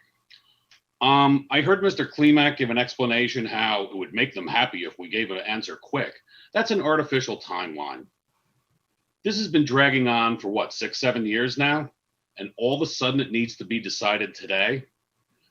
That is disingenuous at best to say that we need to make a decision now to make the other party happy in a negotiation going on this long. Furthermore, I really think that you should let everybody have their say here, not just in the town, but on this council. You've cut off Kathy O'Keefe numerous times tonight, and I can't say it was done in a very friendly way. I also think accusing her of being disingenuous and then reading the response from a prepared statement, come on, give me a break. At least let her view be heard. More importantly, let your view be heard to the entire town. If you could explain the timelines. Also, one last thing. You've already spent hundreds of thousands of dollars on this. What are you budgeting for your next stage of legal fees, planning, studies, and everything else? Because when this got Oprah 2 years ago, you were already $225,000 in. Where are we now? What are you planning for the future? Thanks. I look forward to the response.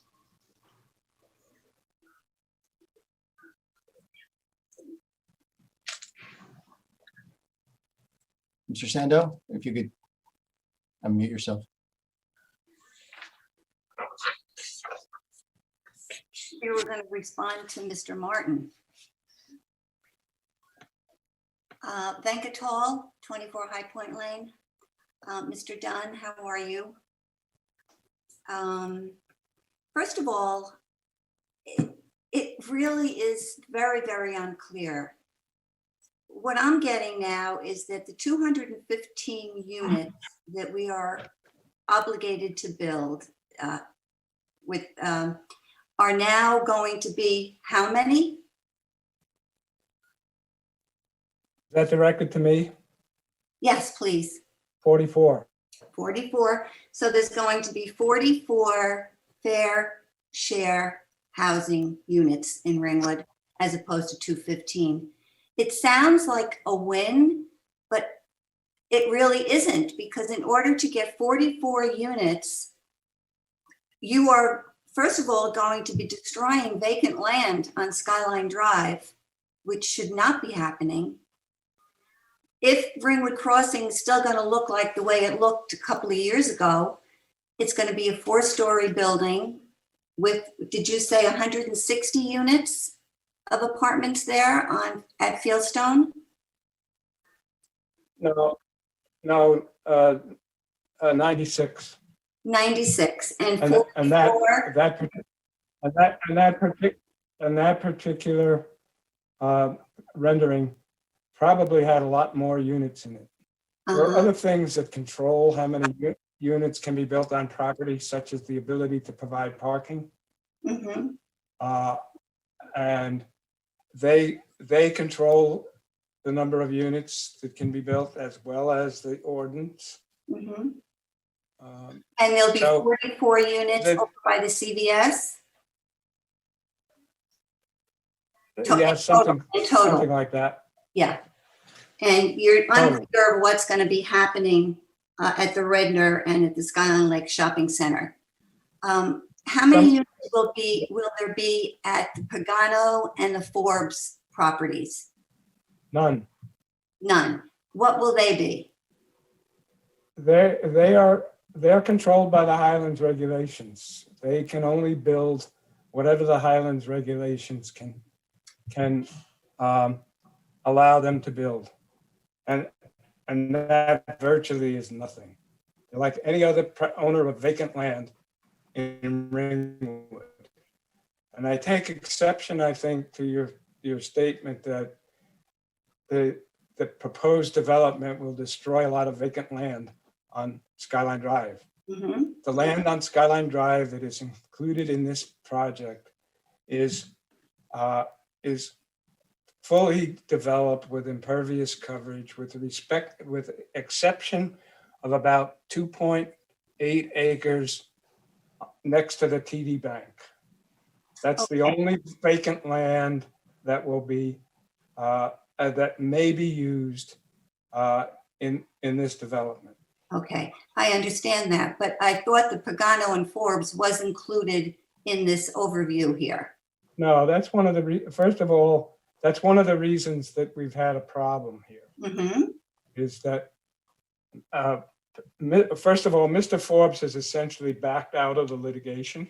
And Mr. Pagano is given the right in this agreement to suggest to the Highlands Council that they ought to include a small portion of his property in the redevelopment of the shopping centers.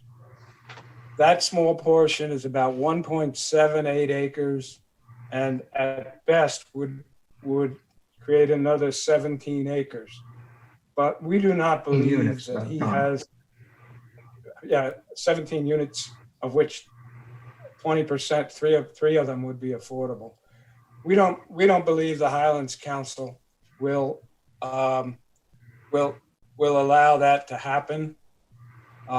He insists that he has the right. At some point, he insisted that he had the right to build 160 units on his property alone, and the latest from him was 60 units, but he can't get the Highlands Council approval, and he can't take away development rights of the people that have the existing impervious coverage. Those property owners essentially have the right to build to the fullest extent of their property and to have it included in a redevelopment. If they went to the Highlands Council, they would get that. And if a builder came along and bought the shopping centers, there would be a lot more units on those properties because they might tear down the whole shopping center.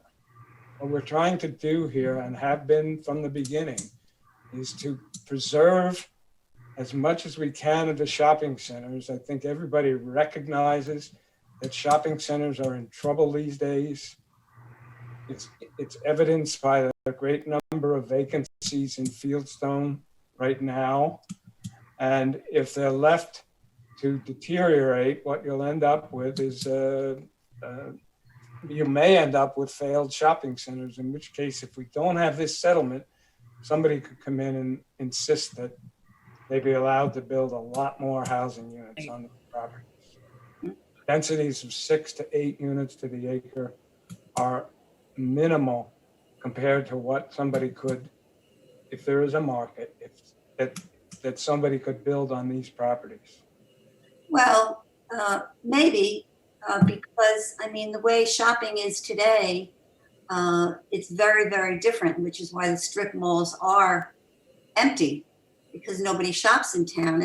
And that is why you need the apartments, which is what I read in one of the reports years ago, that if you don't have the apartments for the people that might shop in the shopping centers, you're not going to have a viable shopping center, because people in Ringwood, they travel. And so I don't know. I mean, in order to build this humongous high density and not even fulfill the obligation that you've been fighting against for 5 or 6 years, it just doesn't make any sense. I can't wrap my head around it. Well, we haven't been fighting. We haven't been, excuse me, I'm sorry. Go ahead. We haven't been fighting the obligation. What we have been trying to do, since Mr. Pagano is a is a party to the case. What we've asked him to do is to tell us how he could participate in this as part of an overall development. And he keeps insisting that he has the right to build on his own, and that he doesn't. And Fair Share Housing has agreed with us that we're going to apply for what we think is best for Ringwood. If Mr. Pagano has a way of convincing the Highlands Council to allow him to be included, he's going to be able to do that, but Ringwood is not going to sponsor that. Okay, so in your opinion, your professional opinion, he will not get approvals. So that land will not be built on. That's my opinion. That's your opinion. Now, you talked about the fact that the shopping centers were in a sewer service area. I Yes. wasn't aware of that. Well, because they have sewer treatment facilities greater than 2,000 gallons per day, they have to be in a sewer service area under the regulations of the DEP. The treatment plant at the CVS shopping center had to be in a sewer service area to get approval when it was first done, and it remains in the sewer service area. And it includes a limited number of residential properties and the ambulance corps. So this sewer treatment area here, sewer service area, has always been in effect because they do have sewer service, but it's sort of like a septic system, and the one at the Stop and Shop fails almost every other month. The point of this plan is to combine to get rid of that situation and to build a plant with sufficient capacity to take the number of housing units that are proposed plus the retail. And it's my understanding that these plants today are basically the size of all the machinery fits on a single tractor trailer, maybe with a wide load. And they come in and they're put down, the building is built around them, and you have none of the environmental impacts that the existing CVS plant has. CVS plant is not a septic system.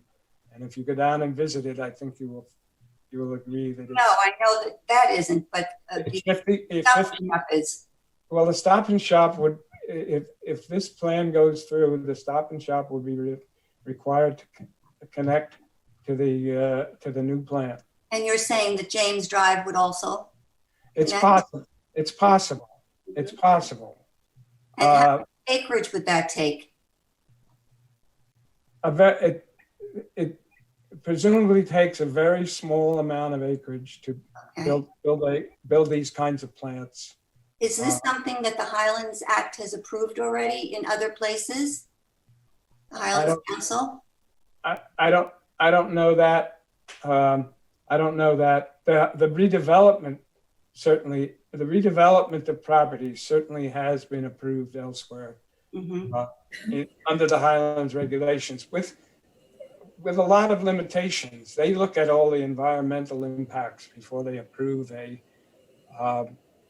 approve any kind of redevelopment. The shopping centers have very little in the way of what they call Highlands resources. It has very little vacant land, very little forested property, and the Pagano property, for example, is entirely forested. It's in a groundwater recharge area. None of that is in existence on the shopping centers, and the exception for redevelopment in the Highlands is specifically designed for something like the shopping center, something that has a huge amount of impervious coverage that they want to develop and need the additional sewage treatment. Yeah, I And understand if it that. doesn't work, we're gonna have to go back to the drawing. Yeah, I know that's an exception under the Highlands Act with the impervious surface, and as long as you stay pretty much within the same footprint. Let's see if I have a couple of other questions. Well, you can increase the footprint. How much? What percent can you increase? You can increase the footprint. You can increase it so that your impervious coverage on the date of the on the date of the Highlands Act is 70% of the total development. Mm-hmm. So that's roughly 30% increase. But you have to have the land to do it. The Fieldstone Shopping Center doesn't have the land to do a full 30%. Mm-hmm. The plan that we've outlined has 75%, and it basically is the maximum that each of the property owners would be entitled to develop. I do remember that 2017 meeting, and correct me if I'm wrong, I do remember you saying that if Ringwood's fair share obligation was very high and something that Ringwood didn't think that they could accomplish because of the environmental sensitivity of our community and our town, that it could be fought tooth and nail. And I'm just wondering why this council didn't fight the 215 units, maybe bring it down a little bit so that we could find more creative ways to do fair share housing. There are many different ways which we've done in the past. Instead of building a development that just does not fit into the character of Ringwood, it's just not going to look good. I can see building something like Ringwood Commons. That looks great, something like that on a larger scale, but a 3 to 4 story building there is just going to be terrible. It's going to be a nightmare. So I'm just can't understand why we ended up with a plan that is so out of character with the community that we live in, when we could have probably have decreased our obligation by using just the Highlands. That the fact that Ringwood really doesn't even have any water, it's a problem. We use, with all due respect, we use the Highlands regulations Mm-hmm. to accommodate what could be done. The litigation of the 215 units would have been an extensive nightmare for the borough in terms of its costs, with very little chance of success. Well, we're not sure about that. Well, that's what we advised. Yeah. the borough. Well, because there has been a will, or there has been a vision at the council to build something in Ringwood that doesn't really fit into its character. I don't know why.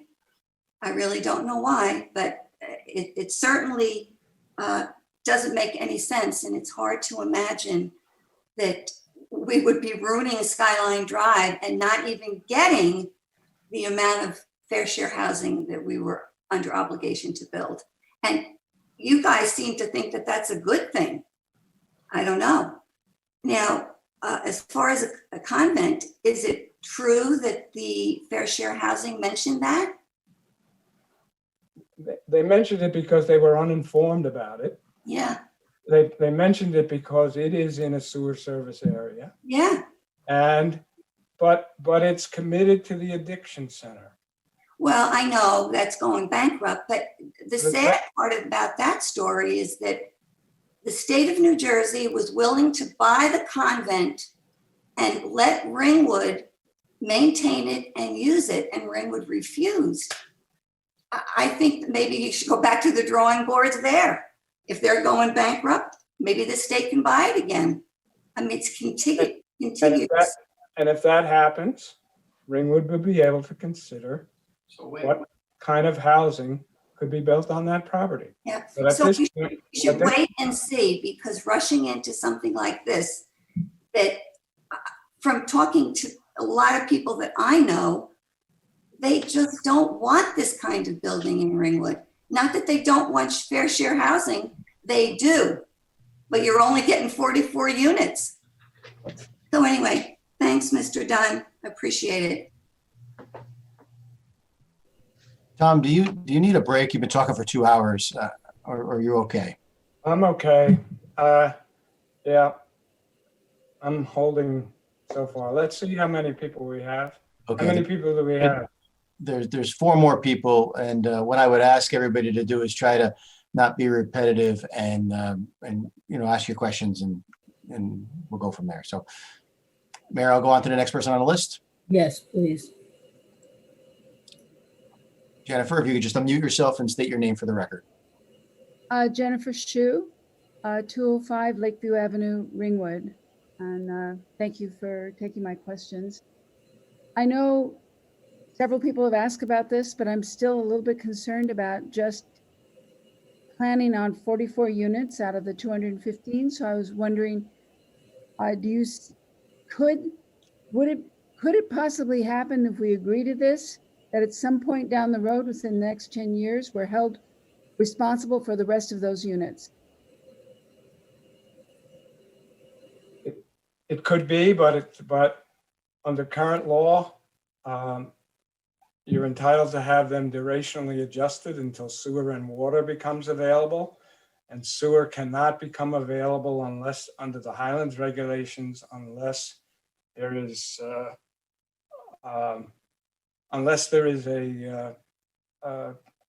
redevelopment area which needs to have a lot of impervious coverage.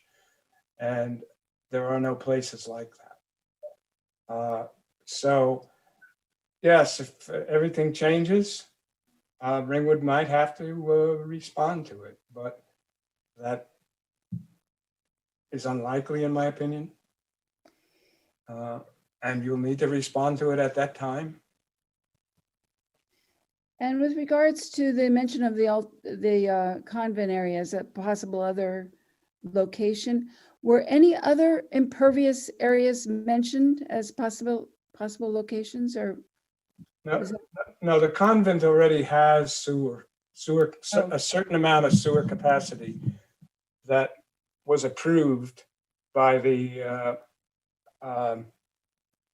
DEP at the time that the addiction center was proposed.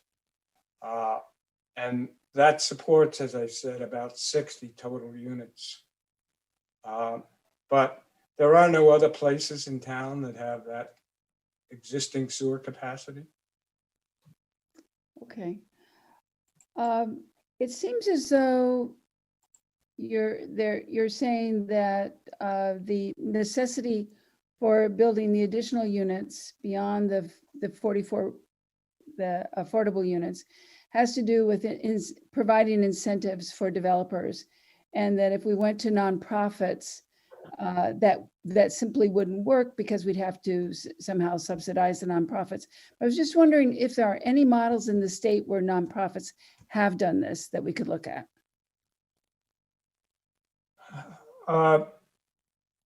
There are examples that I know of. I don't know of all of them, but there's a place in Mawa, for example, where somebody gave the land to the town on conditions that units be built, affordable units be built, and they built a small number of units for the developmentally disabled. But the township also put in a substantial amount of money that they had gotten through developer fees. That at one point, under the COA regulations, you were entitled to charge new development a fee to provide for affordable housing. Ringwood has had no development It has no bank of money from developers' fees. Whatever subsidy would be required to build affordable housing would have to come out of the budget. Mm. And what happens if the sewers are not approved? Is it we're all, back- are we just simply our obligation fulfilled at that point, or are we back to the drawing board? We're back to the drawing board. Okay, thank you.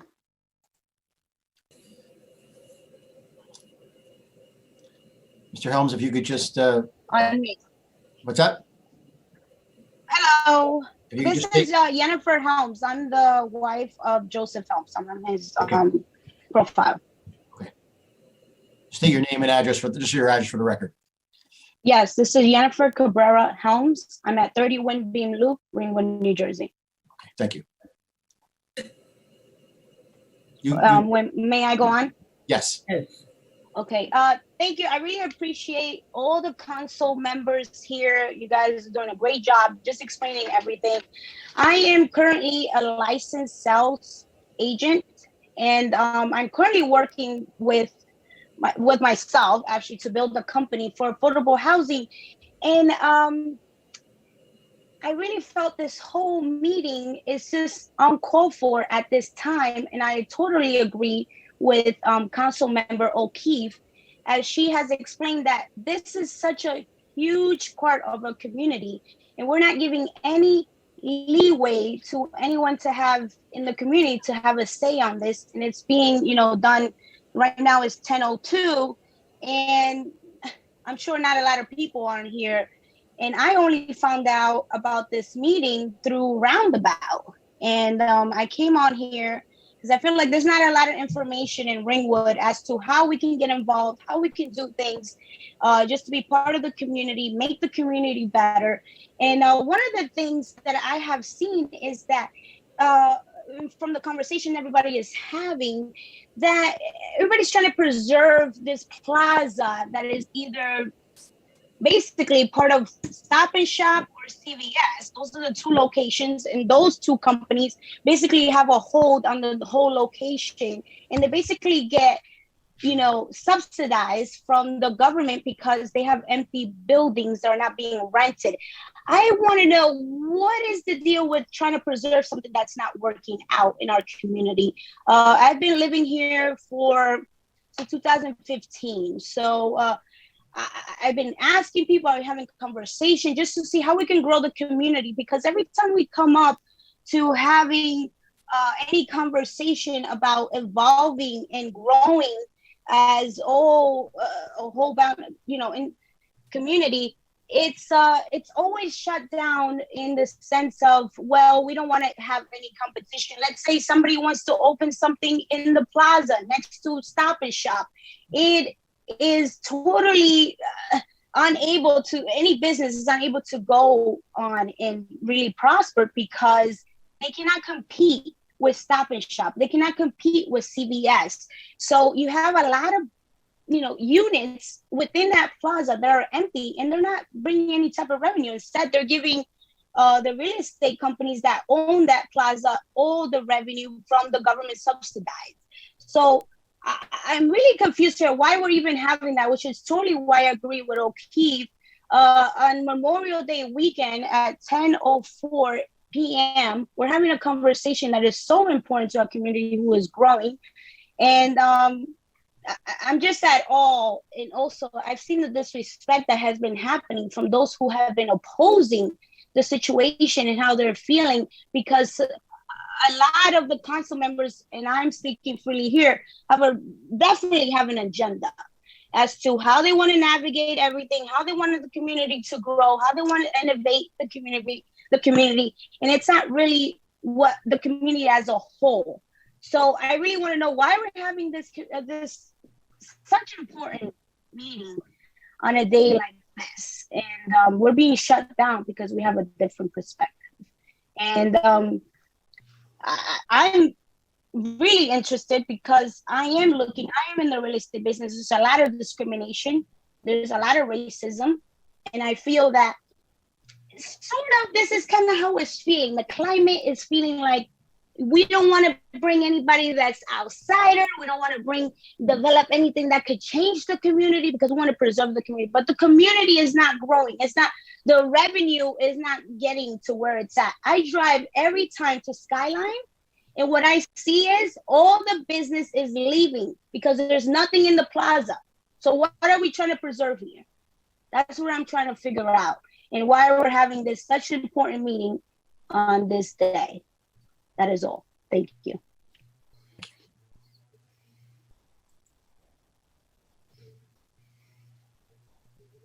Mr. Heck, anyone else? Yeah, there's two more people. Okay. Ms. Peterson, if you could just unmute yourself and just give your address for the record. Hi, this is Dan Daly and Sue Peters. We're at 138 Cupsaw Drive. I think we can all be in agreement that what we're considering here tonight is obviously a major, major change to the way our community is going to look and operate. However, having this meeting on a Thursday night before Memorial Day weekend is imprudent. We are considering a plan that has been in development for several years, and we're doing it on a night when a lot of people aren't paying attention. So I am calling, and we are both speaking here in support of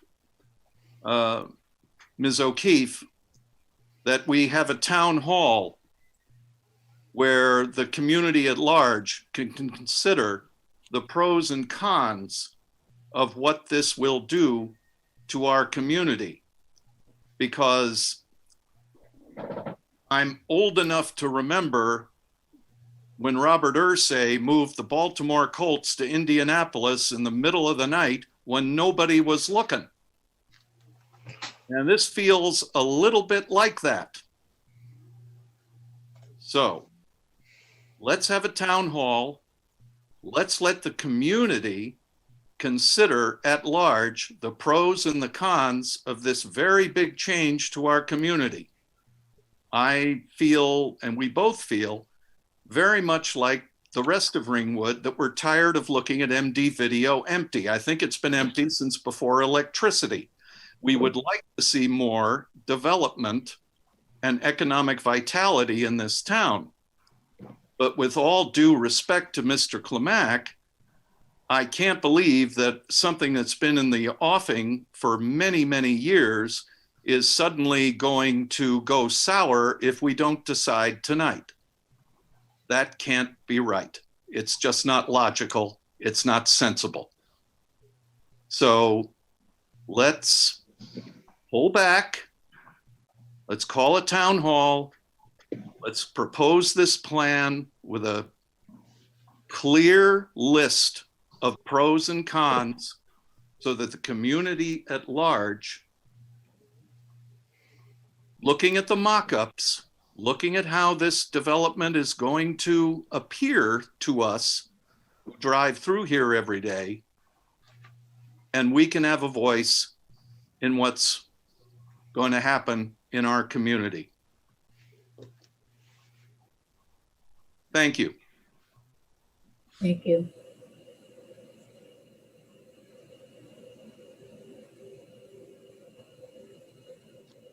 Yes, hi, Adam. Hello again. And I'm not sure of the people's name that called in, but I did want to echo the timing piece. I found out about this yesterday. I'm actually relatively new to Ringwood. I moved here in November of last year, and I was really caught by surprise that this would be something that we were kind of considering in this town in terms of the type of development. I whilst at work, have been trying to research and find more, but I just had not time until today to honestly ask sensible questions or kind of certainly kind of doesn't feel like the town's had a chance to make a fair decision. I've been texting actually whilst we've been on this call I've texted about 15 people, which is pretty much the majority of everyone I know in the town. Not a single person knew this was coming up, so it was quite jarring to see the earlier. I'm not actually sure who called it. Someone said, "Can we postpone?" And there was a lot of immediate no's, despite the fact it seemed like a really sensible kind of reason for doing so. So my kind of experience here, and certainly the folks have been calling around, is that this isn't giving time.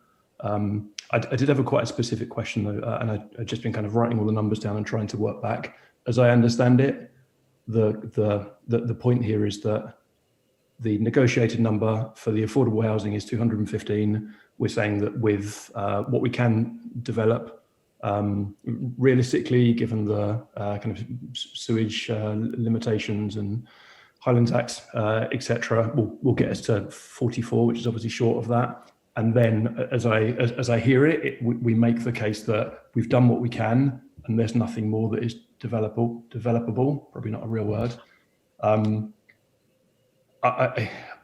The thing that I actually fear most is if there is anything else on top of that land, like with this understanding, to follow that kind of 80-20 rule, that would be another 850 units to get to the shortfall of 170.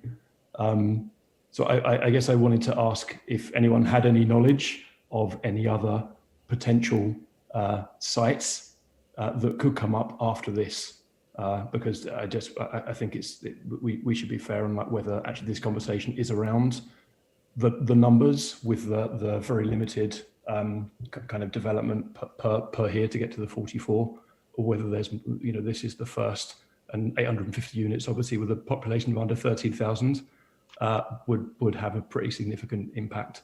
So I know this is obviously on the record, so I'd just like to ask anyone to share if they do have knowledge of any other potential sites after this that would then be up for potential development.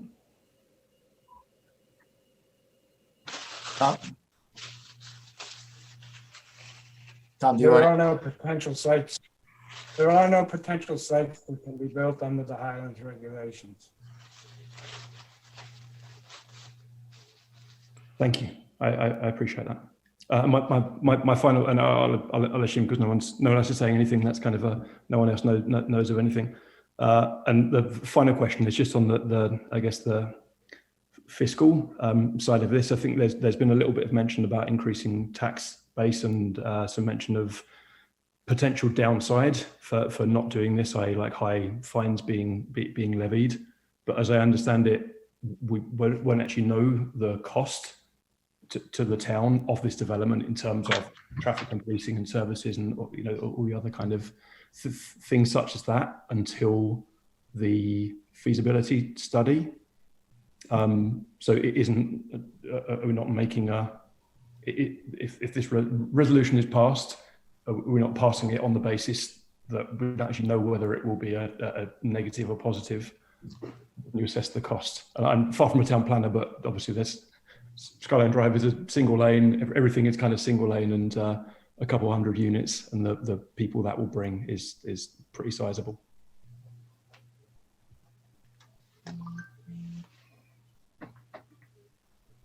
Thank you. Mr. Heck, was that it? Nope, a few more. I'm going to, Ms. Canetti, just say your I got it. Robin Canetti, 310 Lakeview Avenue. There's been some mention of the fact that this is Memorial Day weekend, which is problematic. I actually think it wasn't a great idea to introduce the budget either. But it's not only just Memorial Day weekend, it's not our normal week, and it's not our normal day of the week. So it's kind of like two really big things got put into a meeting agenda when the meeting agenda got shifted from when our meetings usually are. Almost as if one was intentionally trying to hide it. I'm sure that's not the case, but No, it's the perception of how it appears to some people. And when we do talk about the numbers, which seem to be varying, people have to think about right now how hard it is to make a left turn out of either of the shopping centers on Skyline Drive. I know there was a very bad accident not long ago, right in front of the CVS. There may have been a fatality that night, I'm not sure. Some mention's been made about emergency services. I'm wondering if we own a fire truck that can handle a 4-story building. I'm thinking we don't, in which case that's a pretty expensive purchase that we would need to make. I'm guessing if we grow that area, the police are going to want to have a couple more policemen, because they always say how stretched thin they are, and they track the numbers of how many calls they go on, and this would certainly increase that as well. So it is something that should have a little more attention focused on it. I was at the 2017 meeting. Hardly anybody was there, which was a shame. But part of that's because we really don't publicize things enough unless somebody has the foresight to throw it on a Facebook page. But not everybody's on Facebook. Even the budget. The presentation for the budget should have been already posted so that those of us that really wanted to look at the numbers could look at the numbers as it was going, not just for the second of the slide. There needs to be better communication with the people that live in Ringwood. That's my 2 cents. Thank you.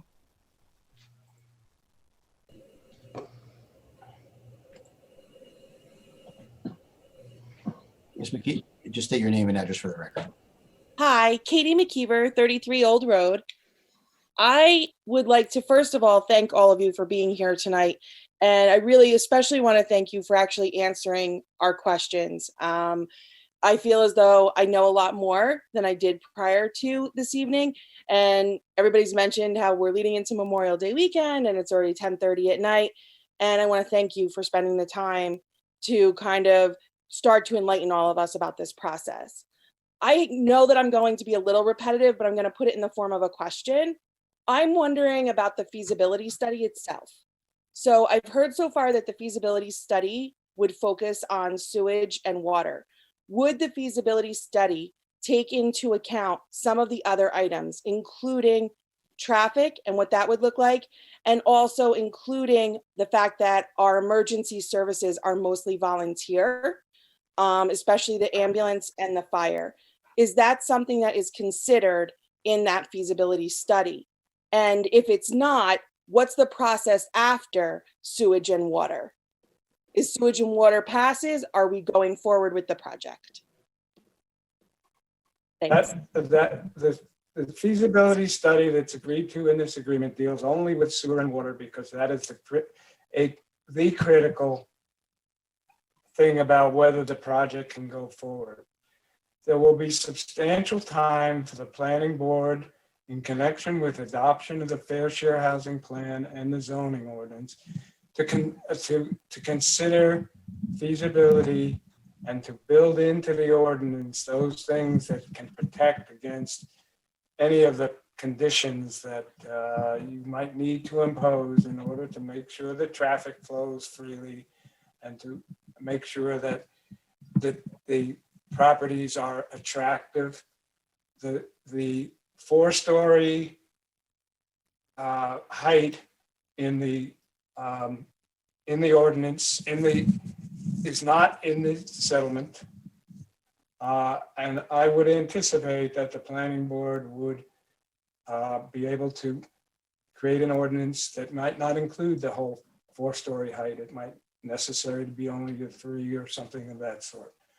Those studies need to be done, and there will be time to do them, because the planning board process does not have to be completed until well after the Highlands Council acts on until after the Highlands Council acts on the redevelopment plan. And knowing the Highlands Council, it's going to take a matter of months, if not more, in order to get that determination. The planning board can start thinking about the things that are critical to be included in the ordinance as soon as possible. But what if they find those things are not? That's when the feasibilities. Sorry, I don't mean to interrupt you. What happens if they find that it's not feasible? Like we just cannot afford more ambulances, or that we would need to have a paid ambulance corps, which is something we've never had to my knowledge. Does the process then stop and we get we try and figure something else out? Like, what happens if in the next phase under the planning board, they realize we really can't do this? My experience with most of these things is that the obligations to do things like traffic improvements, for example, are put in general terms on the developers. And that's typical of what happens.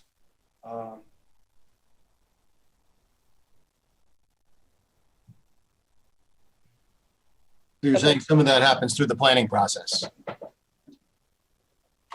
Absolutely. Absolutely.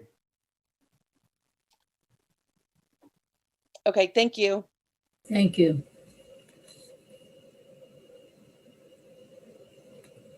Anyone else, Mr. Heck? Yeah, I'm trying to allow Mrs. Fuchs to speak, but she must be on a different type of. Cheryl, I think we did this once before. I have to promote you to a panelist, but the only way to do that is to let you speak because of the application you're on. But then you'll just have to mute yourself. Is that okay?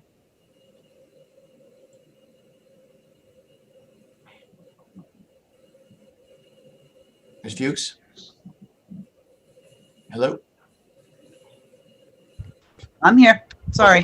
I'm sorry. Yeah, because of the type of computer you're on, you can only be promoted. So Yeah, I tried to switch over to my phone, but I couldn't get in on that without hanging up on this. And I said, it's not worth it.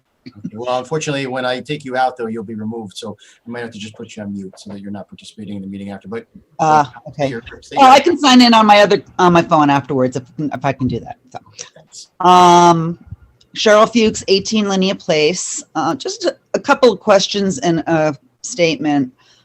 Yeah, I don't think that there's really anyone in our town that would be opposed to seeing the areas on Skyline Drive specifically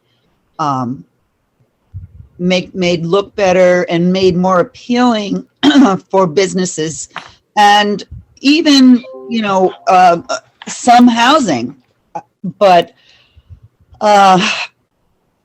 it's got to be done in a way that the entire town has some input. I know back in 2017, I was living here. I've been here for 10 years now, and I did not attend the meeting because I didn't really know about it at the time. I'm curious as to, since 2017, how many new families have moved into our town? People that are not familiar with this. I mean, we've heard from a couple of people tonight.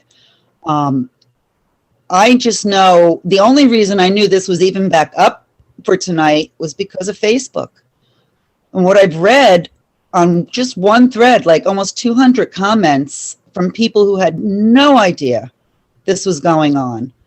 And people are upset, and rightfully so. It's, we pay a lot to live here, and we live here for a reason. To have something this large go forward without allowing people in town, like Dan Daly said, a town hall. It's just, it's what needs to be done. There's a lot of people that are really upset about the way, not necessarily upset about what's being built, but more so that they don't know anything about it, and that it's a surprise to them. So I do think that something like a town hall or more information from the town, a lot of people were upset that they haven't heard anything from anyone in town, whether it's, the borough manager, yourself, or any of the council people or the mayor. Nobody heard anything. So that's about that. I have a question about the current landlord. He can't be bothered to fill the stores that are there now. If I'm not mistaken, correct me if I'm wrong, he's got 5 years or so left on his lease. Does that sound about right? I'm not sure about that. I don't know. Okay. What what incentive, what is he, knowing that he's using this right now as a tax write-off and he could care less about putting anything into those stores, what does he get out of this? And how do we make sure that if you build it, they will come? I don't know if I'm missing something, but you know, he's locked into a lease. Does the town have a way of getting him out of there that we don't know about? You know, is there a plan for that? Those issues will have, this project will only be built if it is marketable. And that means that the developers need to take into account their situations with their tenants. And if they don't want to build it, we're going to be back to square one anyway. What we're trying to do is to make it possible for them to improve the conditions in a market in which retail is definitely not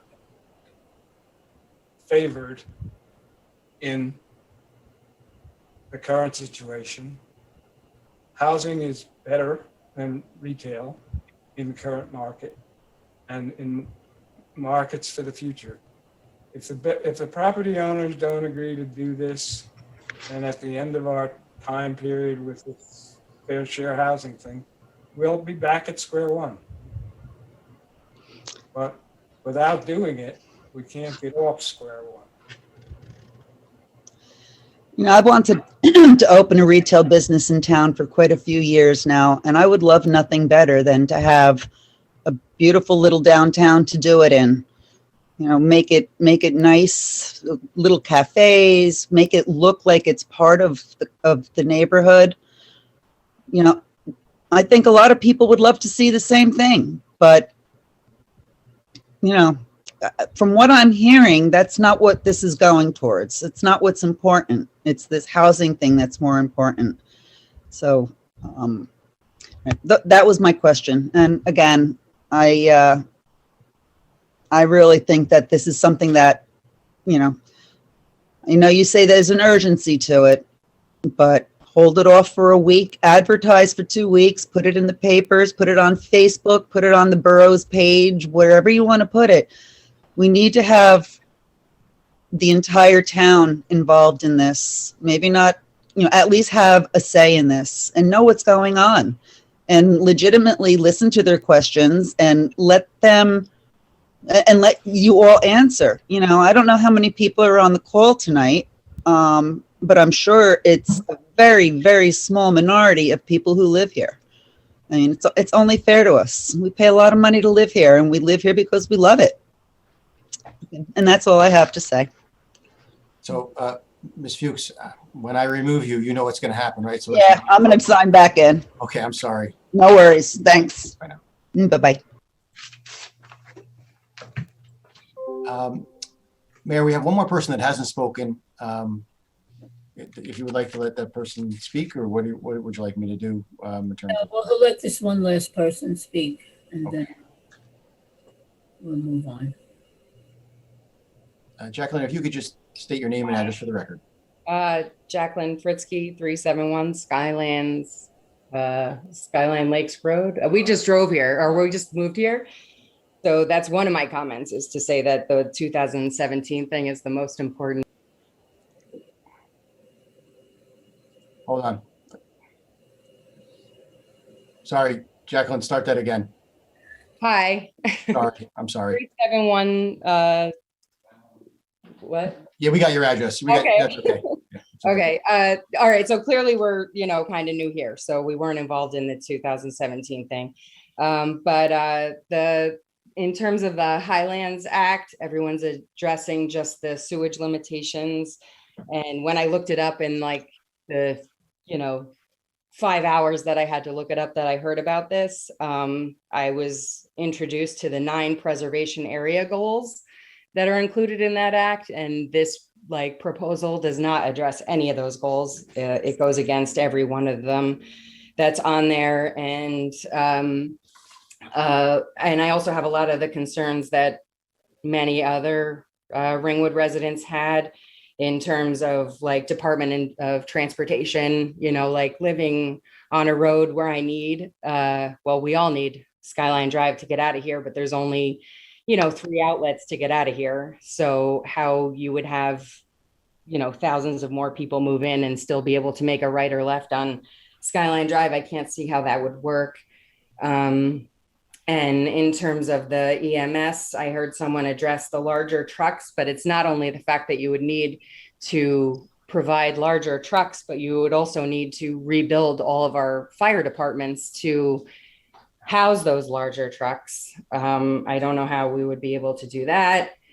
We would need more police. We would need more, you know, schooling. And also in terms of the non-transparency that I've been exposed to in this like tiny little experience that seems to be quite huge. I don't know how you would make the town a part of this planning board committee for, you know, you're trying to tell us that don't worry about the sewer, don't worry about the transportation, don't worry about how this would affect your day to day. But if we're not going to be allowed to be part of it or welcome to be part of it, how could we, you know, possibly trust this vote tonight?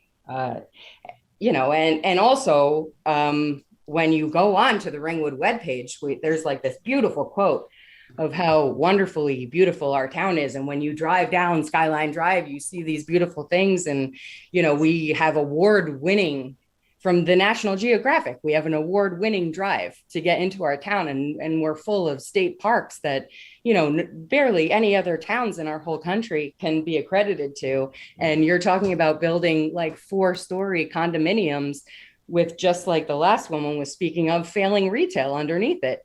Like there's no way to prove that this would work, and it would just be one giant eyesore in the beauty that we have left in this town.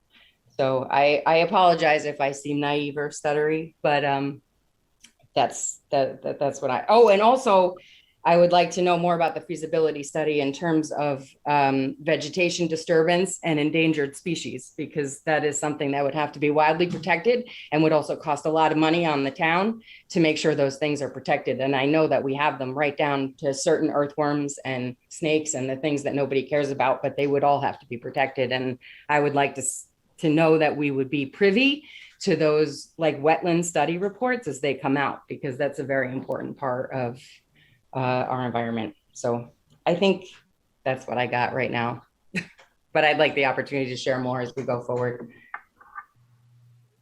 Thank you. Okay.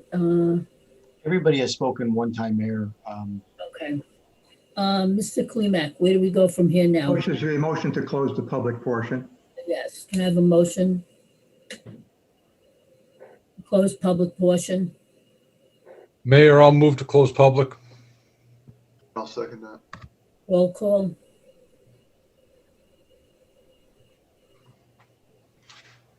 We can't hear you, Nicole. You're muted, Nicole. I'm so sorry, guys. Mayor Schaefer? Yes. Deputy Mayor McCracken? Yes. Council members Bolton? Yes. Peretti? Yes. Matty Landis? Guys, I'm sorry. My power went out, so I just got back on. The vote is. This is just to end public. Portion. Public, yes. O'Keefe? Yes. Here. Yes. Okay, I'll recite a resolution. There could be a motion, a second, and then a council action. Whereas the Borough of Ringwood filed a complaint for declaratory judgment in the Superior Court of New Jersey in a matter entitled, in the matter of the Borough of Ringwood, County of Passaic, docket number PASL 2297-15.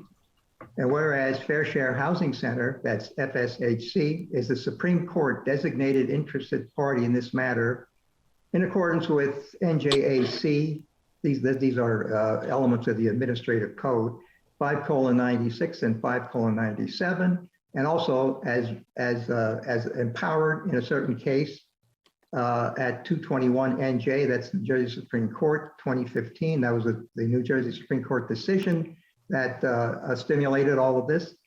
And whereas the borough, FS, and the Fair Share Housing Center agreed to settle the litigation and to present the settlement to the trial court with jurisdiction over this matter to approve and review same. And whereas the borough and Fair Share Housing Center desired to memorialize the terms and conditions of the settlement in the form of an agreement, now therefore be it resolved by the Municipal Council of the Borough of Ringwood in the County of Passaic and State of New Jersey as follows. The aforementioned recitals are incorporated herein by reference as if set forth at length.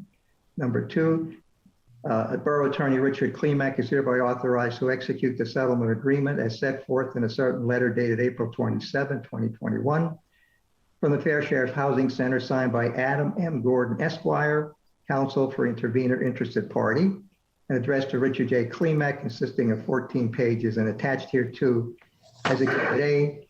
And the last point would be this resolution will take effect immediately upon passage. Have a motion. There could be a motion and a second. Mayor, I'll make that motion. Have a second? Second, I'll second it. Roll call. Will there be discussion? The council or? Yes, of course. Mhm. Yes, okay. Mayor, if I may, I just wanted to say the main thing we're doing here tonight is settling the fair share housing requirements for the borough. This has been hanging over our head now since 2015 and even longer. And this is what we're trying to address immediately.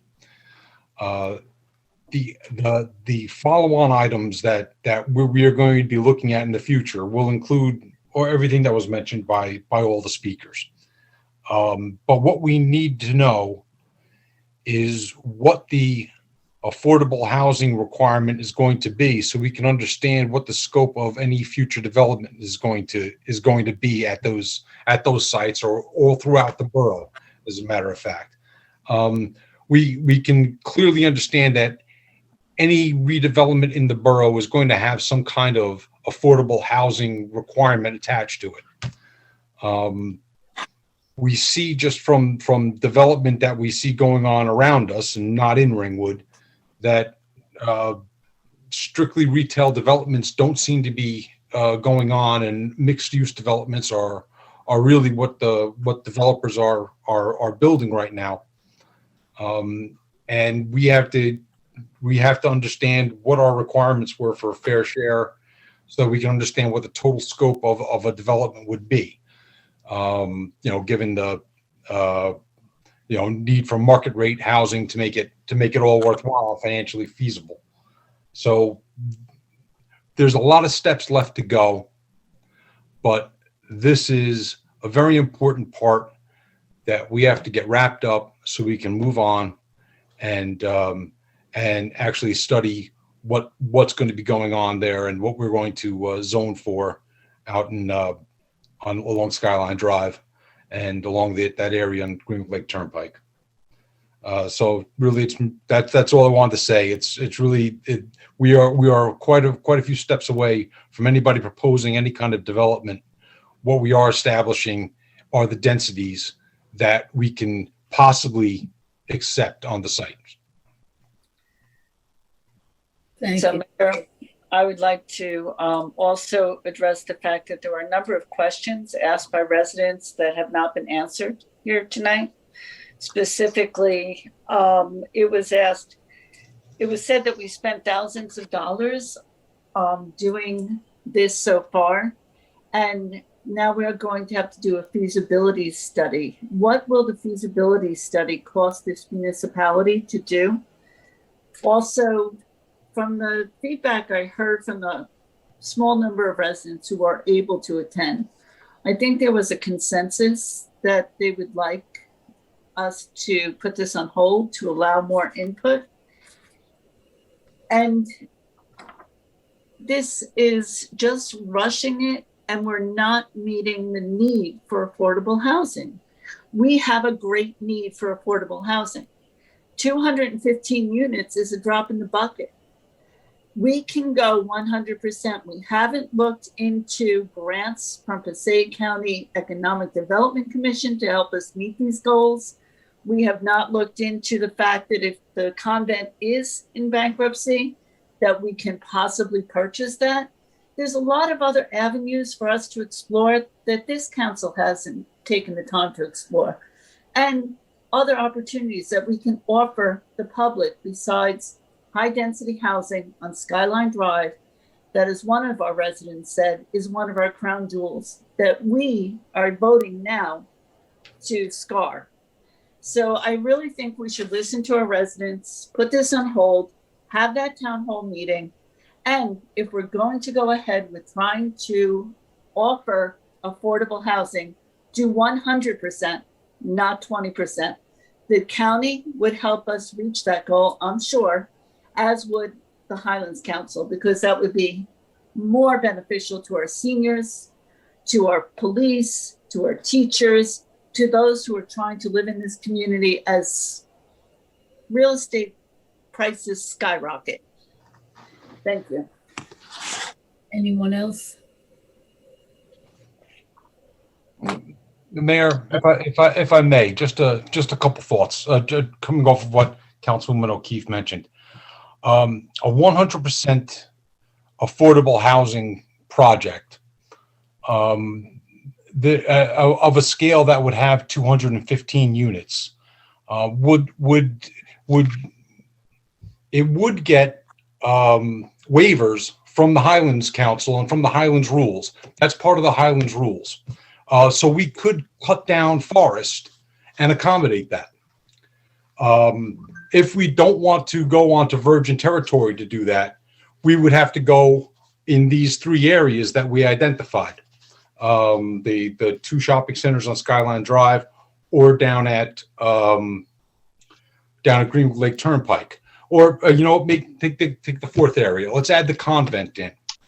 But what that would require, Mr. Dunn alluded to it earlier, is that these nonprofit developers that do 100% affordable housing projects generally need to have the land gifted to them, which would mean the borough would have to purchase the land for $16 million in the case of the convent, or some $4-6 million or something like that in the on the other three sites to purchase those various parcels and put them together to be able to get this type of development.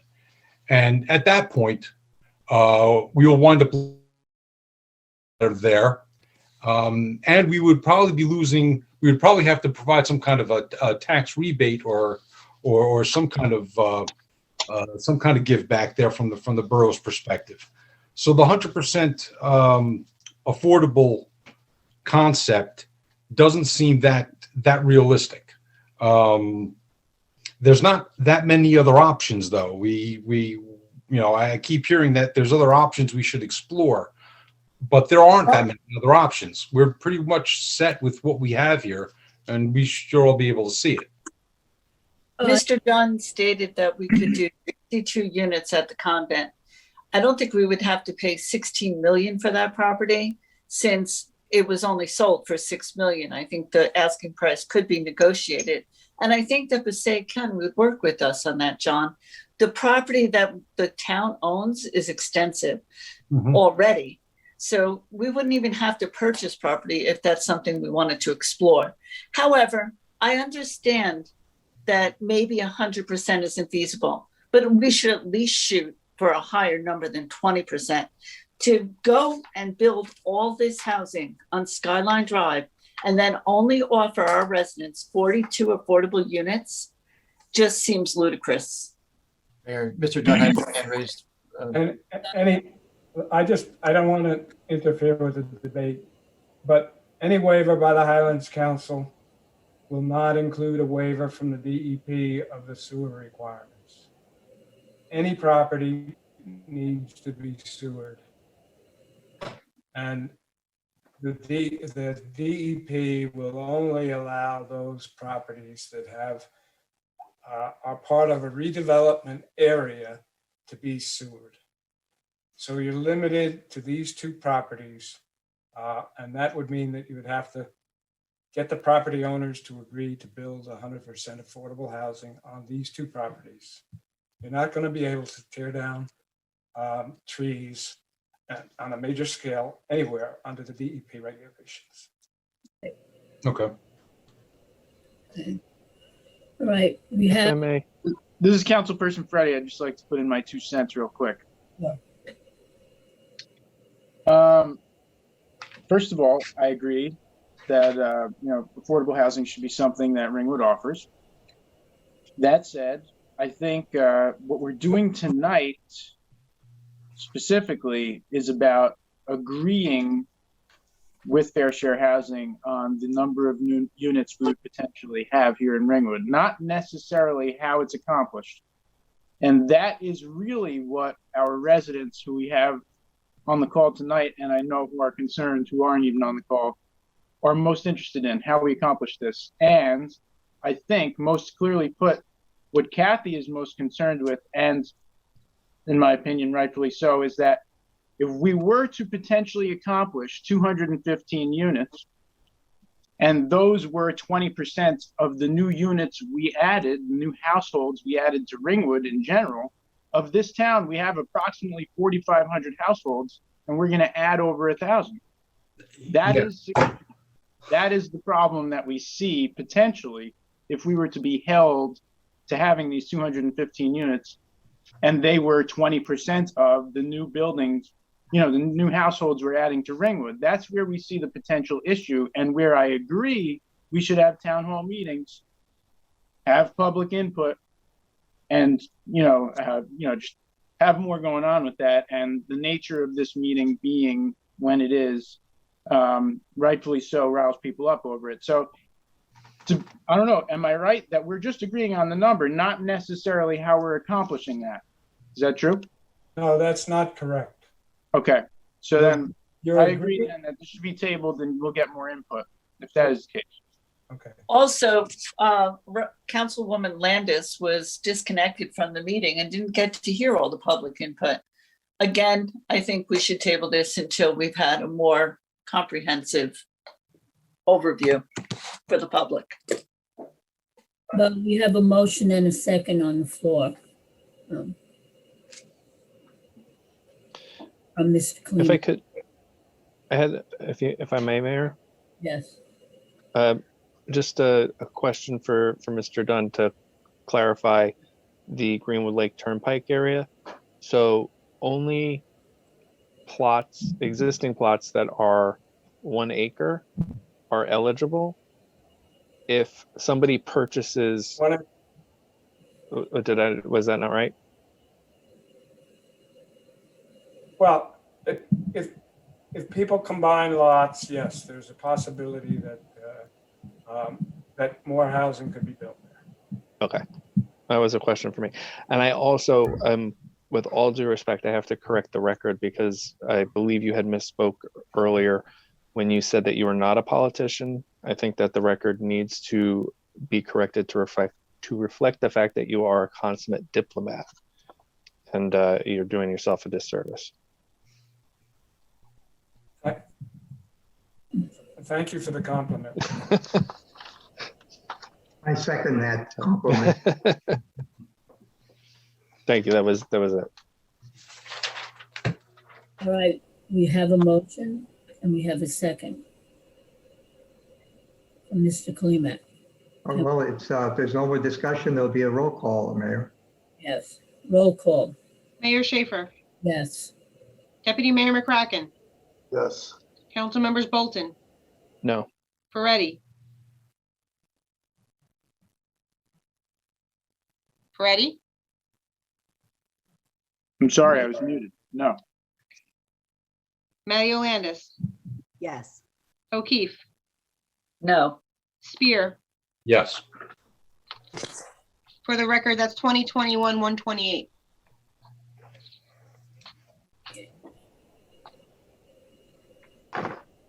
Okay, next is the ordinance 2021-05. Mr. Klimak? Yes, but could we have a Mr. general Clement, motion now? Did I interrupt? Did I interrupt? Tom is he's gonna leave. May I interrupt? Thank you very much. May I interrupt? No, you didn't. Very much for you. If I may, I'll leave the meeting now. All right. Thank you. Thank All you. right. Thank you for your. Thank you. Good night and thank you.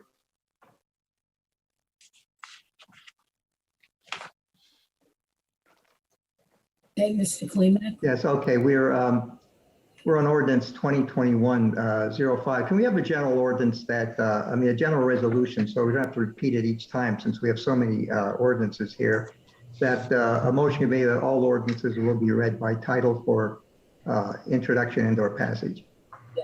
So moved. Motion, okay. I'll second that. Roll call? Mayor Schaefer, Yes.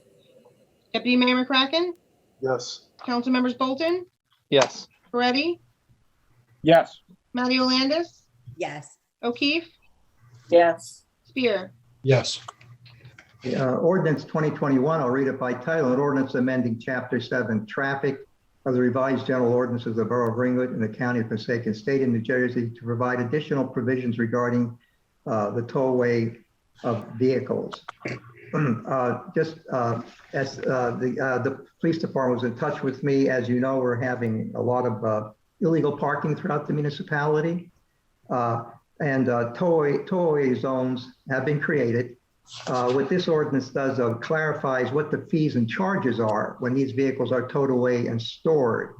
Okay, the ordinance in its original form many years ago just said reasonable. That's not sufficient in this day and age. So we're very specific. The charges and the towing charges and the storage charge will be exactly as it is with towers and wreckers. When a car is disabled or there's an accident and the police remove it. So we have a standard of what it will cost people in the event they illegally park. Okay. I'll recite a I'll recite a resolution and to put it on the table so it can be discussed. Be resolved that ordinance number 2021-05 as rated by title is hereby introduced, and further that the municipal clerk is directed and authorized and to publish the said ordinance in the official newspaper of the municipality with the second reading and public hearing to be held June 5, 2021 at the municipal building at 7:30 p.m. Ringwood, New Jersey. And there can be a motion, a second, any discussion. Motion? I'll move it. Bracken, I'll second that. Any discussion? Roll call? Mayor Schaefer, Yes. Deputy Mayor McCracken, Yes. Council Members Bolton, Yes. Moretti, Yes. Matty Landis, Yes. O'Keefe, Yes. Spear. Yes. Motion passes. All right. The next one is ordinance 2021-06. I'll read by title. An ordinance amending Chapter 7 Traffic, Section 7-20, stop intersections of the revised ordinance of the Borough of Ringwood to create a stop intersection. Scott, do you want to explain that one?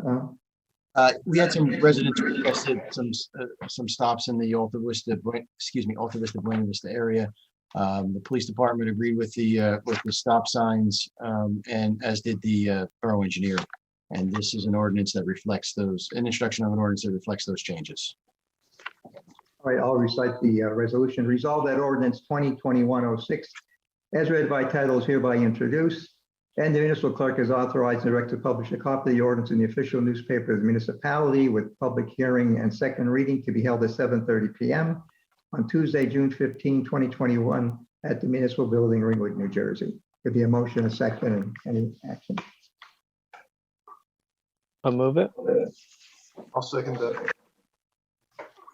Discussion? I think it's a great Go ahead. improvement for the neighborhood. It'll really improve traffic flow and safety. So I'm glad to see this finally moving.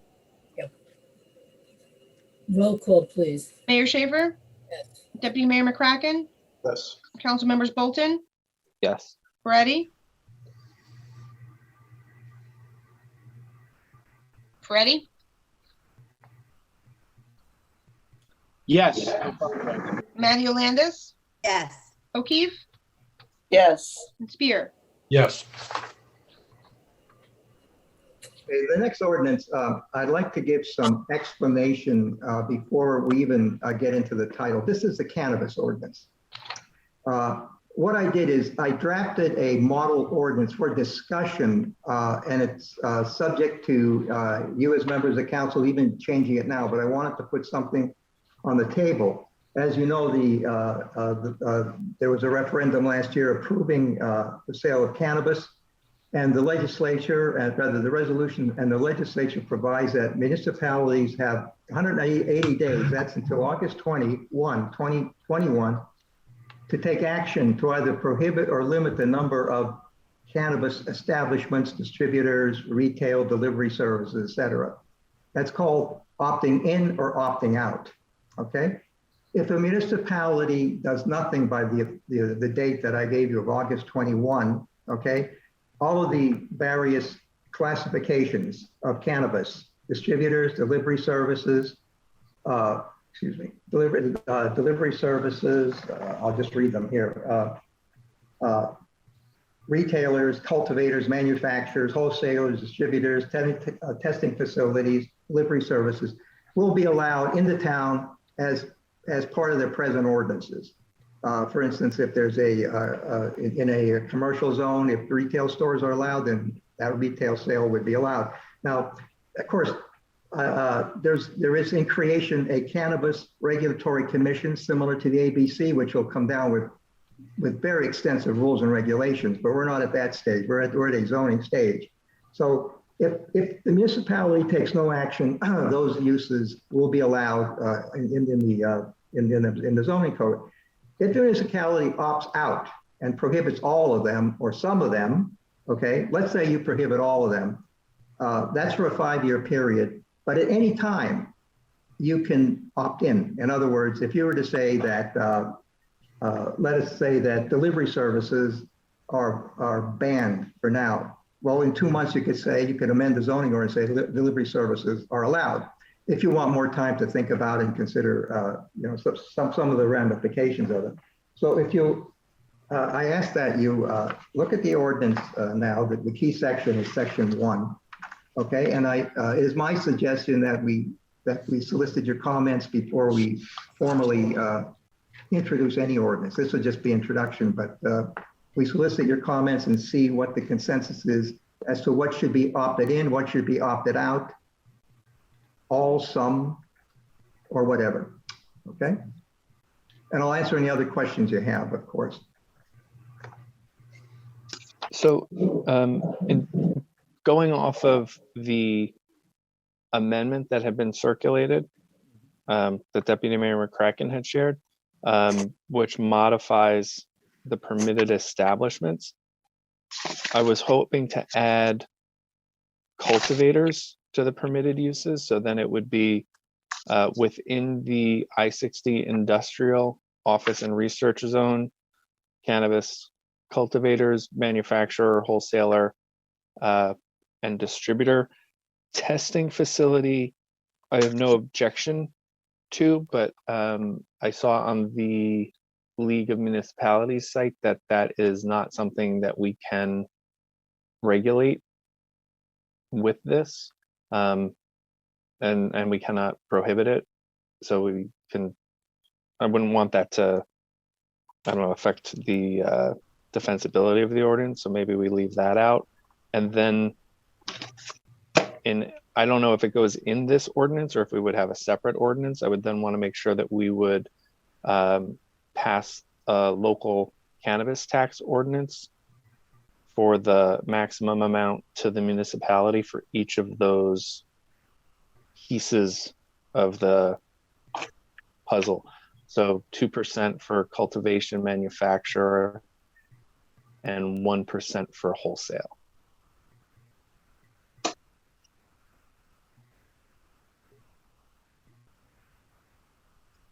Well, the tax ordinance will follow, okay, after the adoption of this.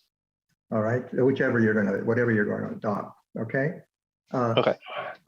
Just 1 second. By the way, the taxes are as follow. It's 2% for cultivator, manufacturer, or retailer, and 1% for wholesaler. Okay, and that you do by an ordinance, as the councilman said. Great.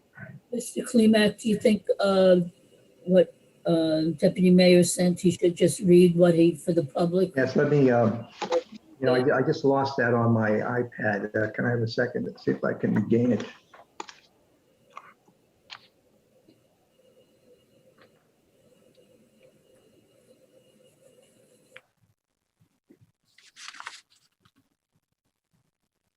So I don't have a law degree, but I have it up, so I'm happy to read it. Oh, If that's that all. counts. I'd like to have it in front of me. Just Okay. 1 second. Thank you anyway, okay? Whatever I can do to help. All right. While we're waiting, Ryan mentioned something about the testing facility. I'm gonna have to go to my computer to bring it back up. Excuse me. What did you say about the testing facility? So the testing facility is not a called out separate use. It's governed under all lab testing rules according to the league. So we can't prohibit or restrict it within the cannabis ordinance.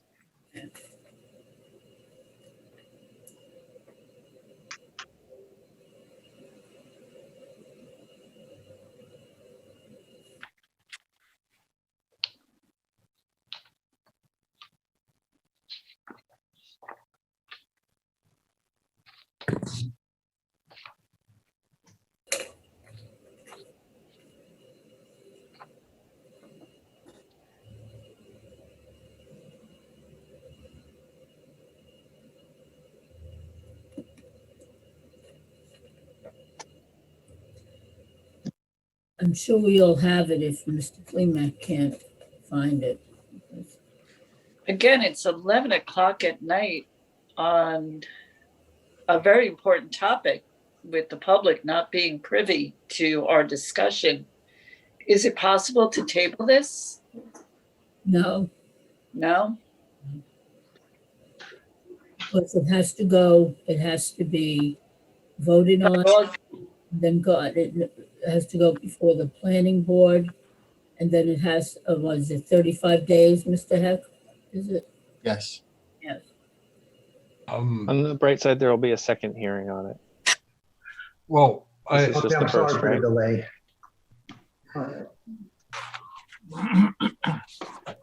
Well, are there any other comments? Well, I'd like for the public to know what the deputy mayor had suggested adding.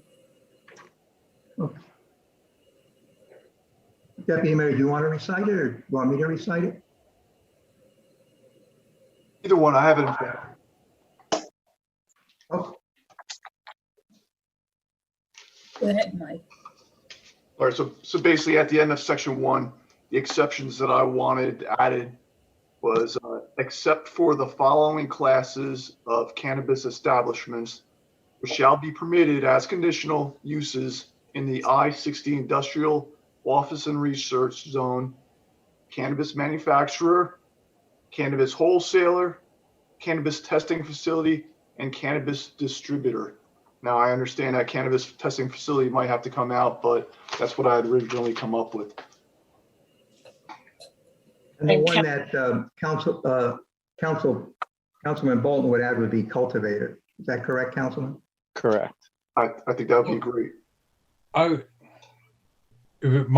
My personal preference would be ban everything now and get a committee to figure out exactly what we're going to do. And the committee can actually look at whatever rules this cannabis commission comes down with from the state and be able to respond to those. And then we can allow things in as we see what the rules look like. John, that's actually a good idea.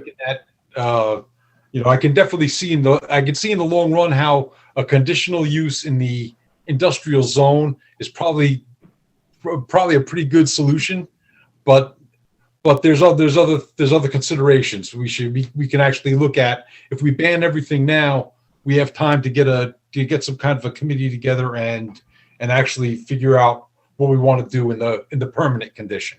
And we This could is a temporary move. This ban would be. add these things later on. Yeah, yeah, absolutely. You know, that's not a bad idea. That way we could take our time with it and maybe we get a little bit more input in on this. But and at the same time, we could ban things and still remain within that time frame. My concern with taking too much time is that while we can act at any moment, the licenses are not distributed on a rolling basis. And so the people who are going to be looking to enter this industry will be applying for and either winning or losing these licenses and setting up shop. And we're either part of that pool where they'll locate or we're not. And there's no guarantee or timeline from the state for a second round of licenses. So there's a very real possibility of there being a first wave that we then miss out and we're just shut out.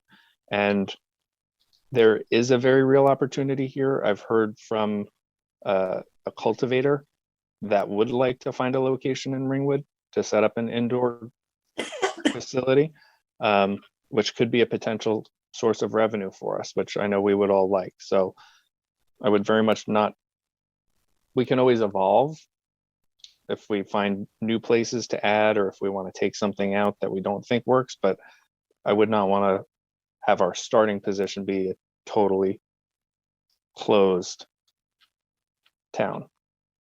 So I'm sorry, Mayor Schaefer, if I may. To add the suggestions of Mike and vote on that.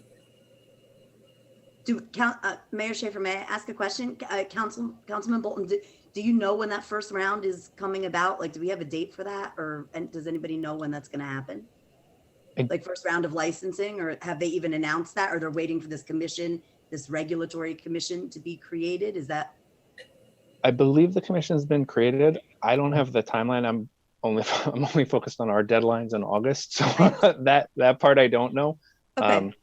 Well, I can tell you, the commission's been created. The membership has been designated, but they have not promulgated any rules or regulations. Eventually, they would be an analog to the ABC, but they've not promulgated anything as of this time. In fact, some articles I read say it'll be years before they have a complete package, but that's just speculation. So typically, I would say that it'd be prudent on our part to know all the rules before we allow something. But you make an interesting point, Councilman. So I can appreciate that, what you're saying. Thank you. And part of the application process is citing. And so people who are going for licenses aren't just going in a vacuum. They're going with towns in mind, and the support of the community is part of what gets factored in, as far as I understand it. So, Mr. Klimek, the ordinance that was up, can we change that? Oh, yes, because we haven't formally even introduced it. That's why I asked before we formally do it, we have this informal discussion. So you have two ordinances, two forms before you. One is to make it a ban, to opt out for the time being, and one is to opt out in all districts except the industrial district, and to allow a certain limited classification of marijuana, of cannabis facilities. Have I stated it correctly, ladies and gentlemen?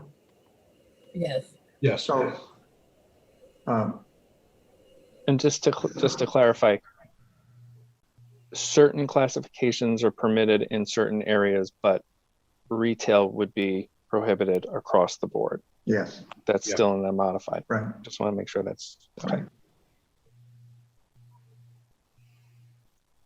So, which do you want to discuss? I mean, even informally, a consensus to which ordinance you want to proceed under, the total ban or the partial?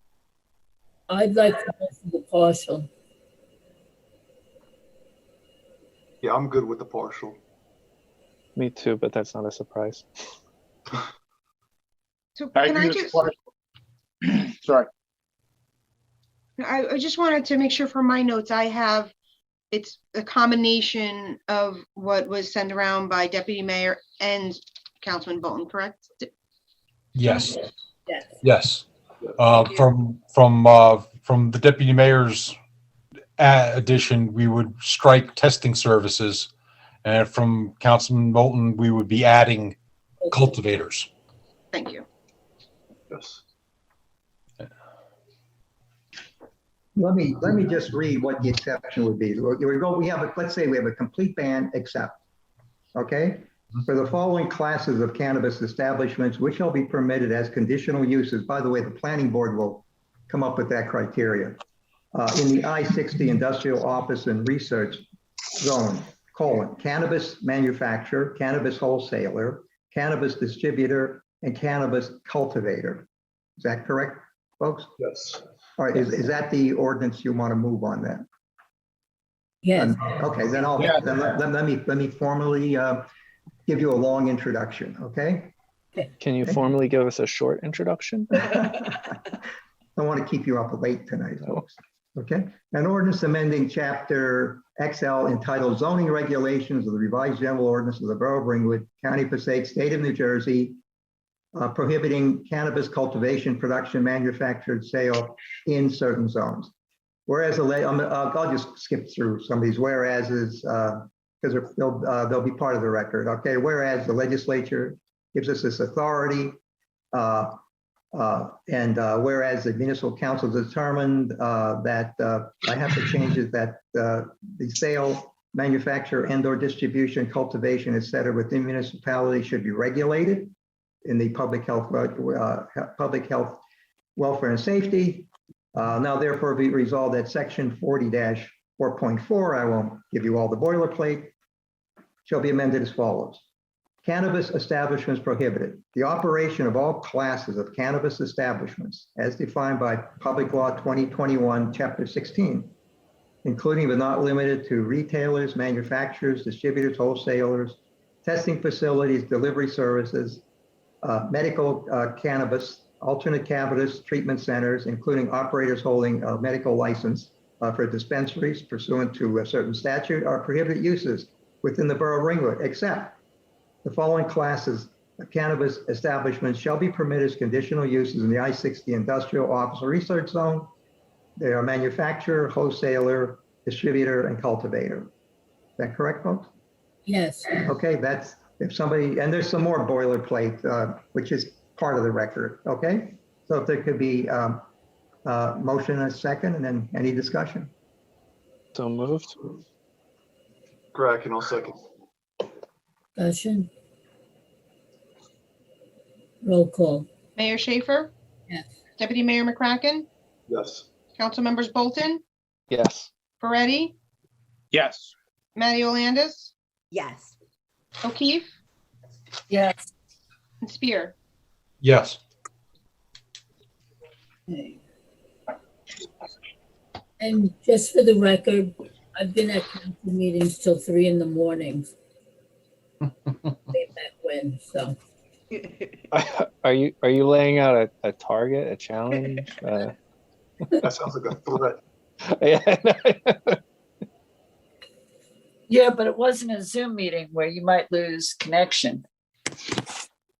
So, Mayor, I would just recommend reciting again the date for the public hearing on this particular ordinance. Yeah, I'll do it. Yes. Tuesday, July 20th, 2021.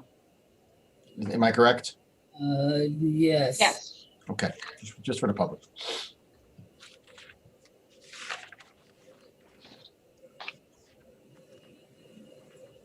Okay, and the last ordinance for introduction, I'll read by title.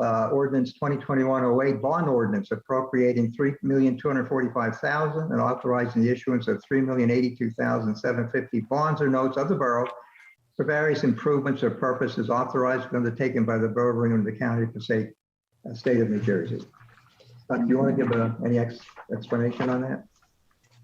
Yeah, well, I've met with the finance committee at length about some bond ordinances that we've talked about for several different items. I don't know if you want to carry this to the next meeting, but generally speaking, the items are in several different categories. In the water capital bond is for replacing the variable speed motors at the Skyline Pump House. That'll help to only pump, it'll use less electricity to pump only the amount of volume that we need at the time. And we replaced one last year, and we would like to replace the 2 more motors so that they're all variable speed bumps working in unison. So that's what the water bond is. The other bond refers to several different items. We have police radio equipment. Right now, we've talked about this a lot at our council meetings over the last year. We have police radios that don't reach the current climate, the current terrain of our borough. There's parts of the borough where with mobile data terminals and radio communication, we do not get radio back. And for our emergency services, whether it's police, fire, ambulance, they need to be able to communicate to the dispatch desk.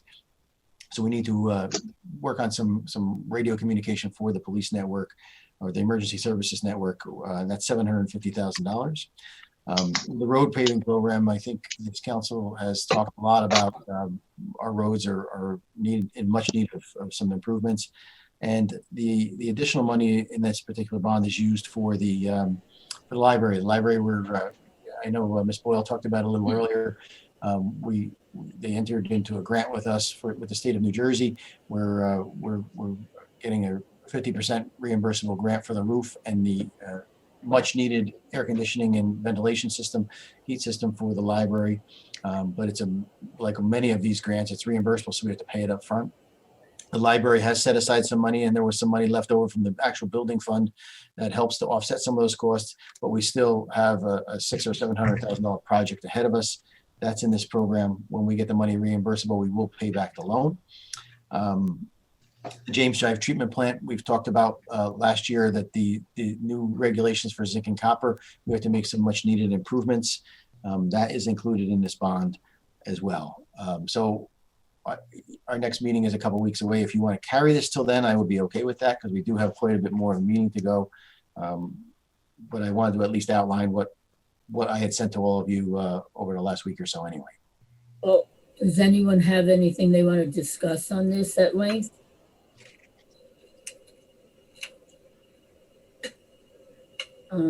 Thinking no. So do we want to? You want to proceed, Mayor, or is that it? Yes. Okay, all right, I'll just resolve that ordinance 2021 as read by title, being is hereby introduced with second reading on June 15, 2021, and public hearing at the Municipal Building, Ringwood, New Jersey, and the Borough Clerk is directed to publish a copy of the proposed ordinance in the official newspaper of the municipality. Excuse me, I just wanted to, there was a revision from the copy that you read as the title. So the numbers are different because it was broken out to 2 different bonds, one for water and one for general current. I just wanted to make sure that it's read properly, so, because that's what I'm gonna advertise. Hold on.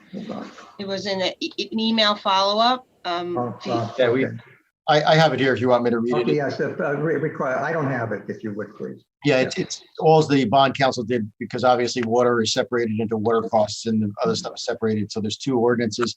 Ordinance 2021-08, bond ordinance appropriating $3,345,500 and authorizing the issuance of $2,930,750 of bonds or notes for the borough for various improvements as outlined previously, for the purposes authorized to be undertaken by the borough of Ringwood and Passaic County, New Jersey. We have a All right, so there'll be a motion and a second on that one. Correct, and I'll make the motion.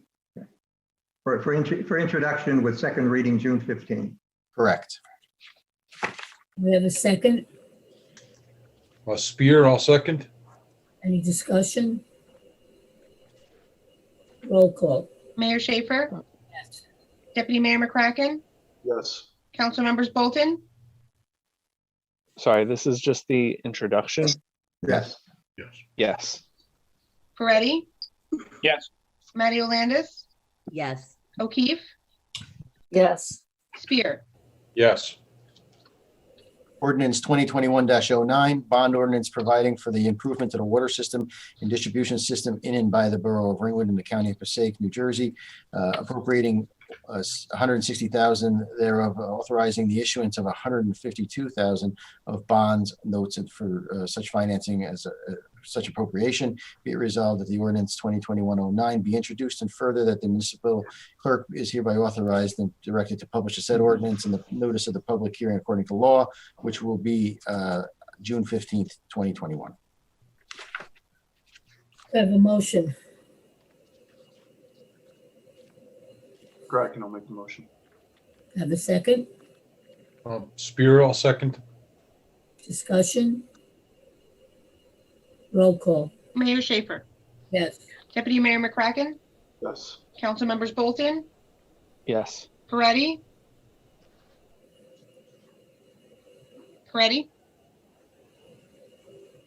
Yes.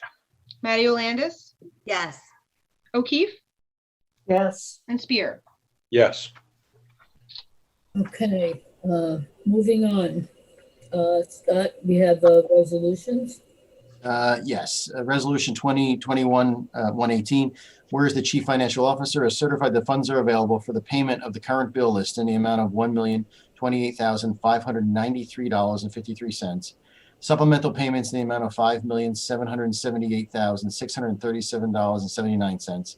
And merchant service fees in the amount of $137.49 to be credited to the following accounts for a total of $6,807,368.81, of which the Board of Education is receiving $1,703,028.71. Lakeland Regional High School is receiving $1,107,319.00, and Passaic County is receiving $2,963,361.49. I have a motion. Kraken will make the motion. Spear, I'll second. Discussion? Roll call. Mayor Schaefer, Yes. Deputy Mayor McCracken, Yes. Council Members Bolton, Yes. Peretti, Yes. Mario Landis, Yes. O'Keefe, Yes. and Spear. Yes. Resolution 2021-119, be it resolved, the municipal council of the Borough of Ringwood hereby authorizes the borough manager and the municipal clerk to execute an agreement with the Ringwood Board of Education to supply courtesy busing to the Lakeland Regional High School at a cost of $20,308.28 for the school year 2021. Motion?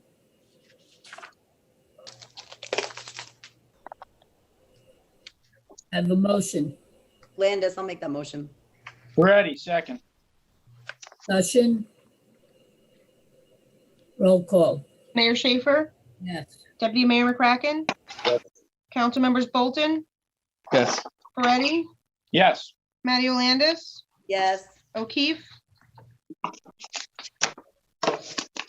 Yes. and Spear. Yes.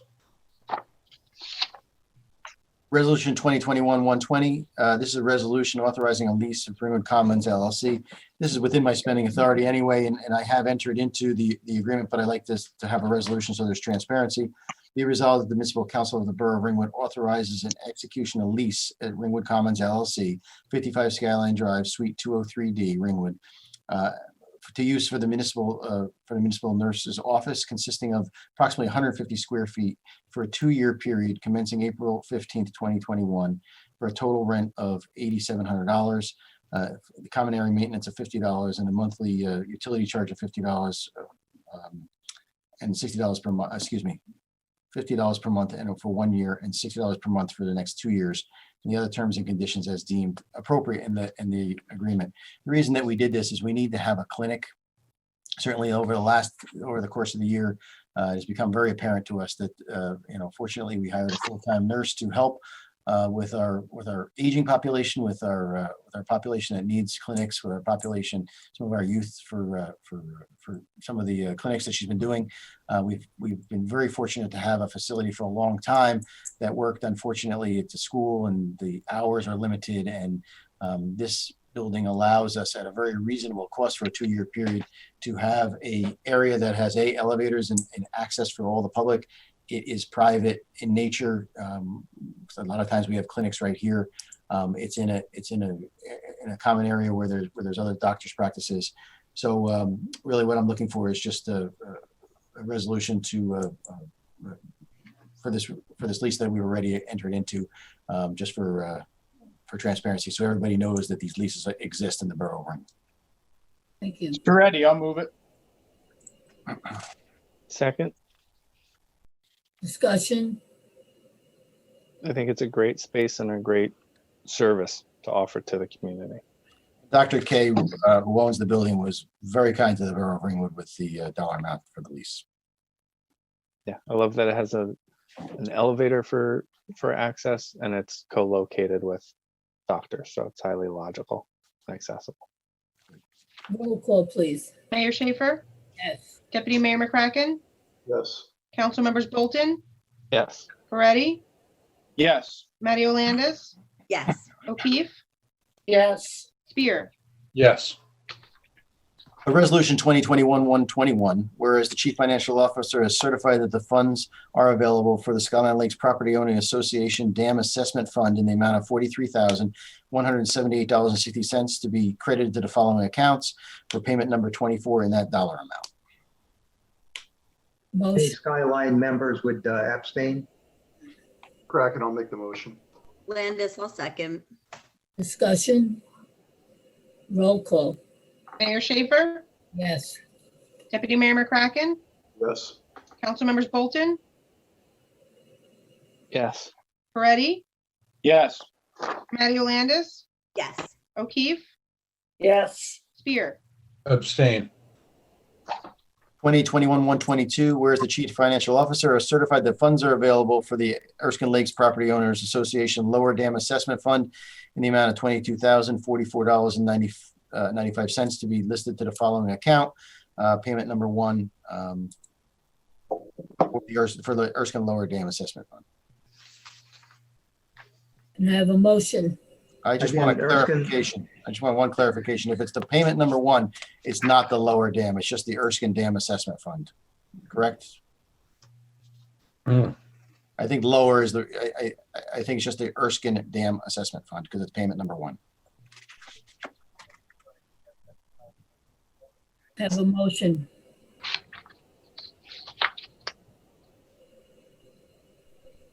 I'll move it. Excuse me, Scott, there are two assessment funds, one's upper, one's lower, so I'm not sure if that is precise It's the lower language. one. Yeah, yes, so that is precise language. Okay. Yeah. Mhm. We have a second? Spear, I'll second. And I don't know, did I say any Erskine residents, please abstain? Discussion? Roll call. Mayor Schaefer, Abstain. Deputy Mayor McCracken, Abstain. Council Members Bolton, Yes. Moretti, Abstain. Mario Landis,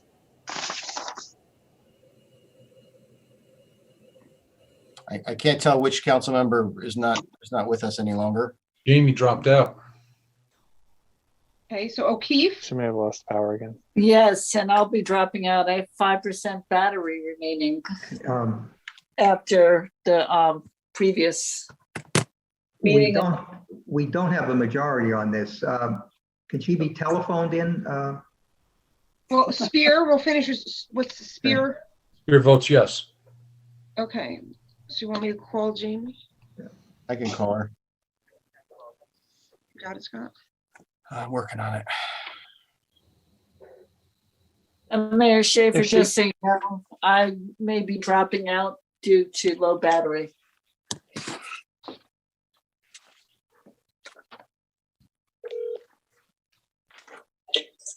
Hi, Jamie, you're on speaker. We're voting on the Erskine Lake Dam payment number one, and it's in your book, I know. Yes, So Mr. I have Klimek it. is asking how you vote on that because it looks like you dropped off of the video. I did. I'm sorry. I'm trying to get back on. My internet went down. I will vote yes on that. Okay. Okay. Hold on, I'm trying to join again. Okay, well, I'm just gonna leave you on speaker so at least you can hear what's going on. Prayer, prayer. Next is Scott. Will you also go through the consent agenda? President? Yes. Resolution, oh, she's back in, okay. Consent agenda resolution 2021-123. Whereas the mayor and council of the borough of Ringwood has reviewed the consent agenda consisting of various proposed resolutions. And whereas the mayor and council of the borough of Ringwood is not desirous of removing any resolutions for individual action on the agenda. Now therefore be it resolved, the following resolutions on the consent agenda are hereby approved. 2021-123, approval of the consent agenda. 2021-124, approval of the payroll and payroll transfers, April 2021. 2021-125, approval of the voided checks. 26, authorization of the redemption of tax sale certificate. 27, authorized redemption of the municipal lien. I have a motion. Moretti, I'll move it. You got everything all at once, even without roll call. Mayor Schaefer, Yes. Deputy Mayor McCracken, Yes. Council Members Bolton, Yes. Moretti, Yes. Matty Landis, Yes. O'Keefe, Yes. and Spear. Yes. I am going to dispense with my manager's report with the exception of two things. One, we have opened up Borough Hall half days, and in the afternoon, if you need to come in here, make an appointment, we're also accepting that. And so far that's worked very smoothly this week. You have to wear a mask if you come into Borough Hall, because I don't believe the governor's orders have reduced the masks from government buildings, but so that's important information. I also received a proposal from the employees at Borough Hall that I think is probably a good proposal. They've noted that over the years, Friday afternoons are extremely quiet here. They've also noted that sometimes it's difficult for residents to get to Borough Hall during regular business hours. So they are proposing a change. Mondays and Tuesdays would remain the same, 8:30 to 4:30 p.m. Wednesdays and Thursdays, they would like to extend the hours from 8:30 to 5:30 to give each of those days an extra hour for people to get here if they need to. And then they would like to work 8:30 to 1:30 with no lunch on Friday. Friday typically is very dead here anyway. So as I reviewed this, I thought that this would give the public that extra hour on Wednesdays and Thursdays. I was considering doing this for the summer as a trial to see if it actually benefits the residents, and without having any kind of precedent to changing contracts and rules. I believe that the expansion would probably be beneficial. So we're going to continue with the in and out box outside the Borough Hall, because that's also worked well during COVID-19. But I just wanted to know what you folks thought. I have a question, Scott. This is Councilwoman O'Keefe. What is the reasoning between limiting people coming from 9 to 12 into the building? Doesn't that force people that need to come in to have more people come in a shorter time period?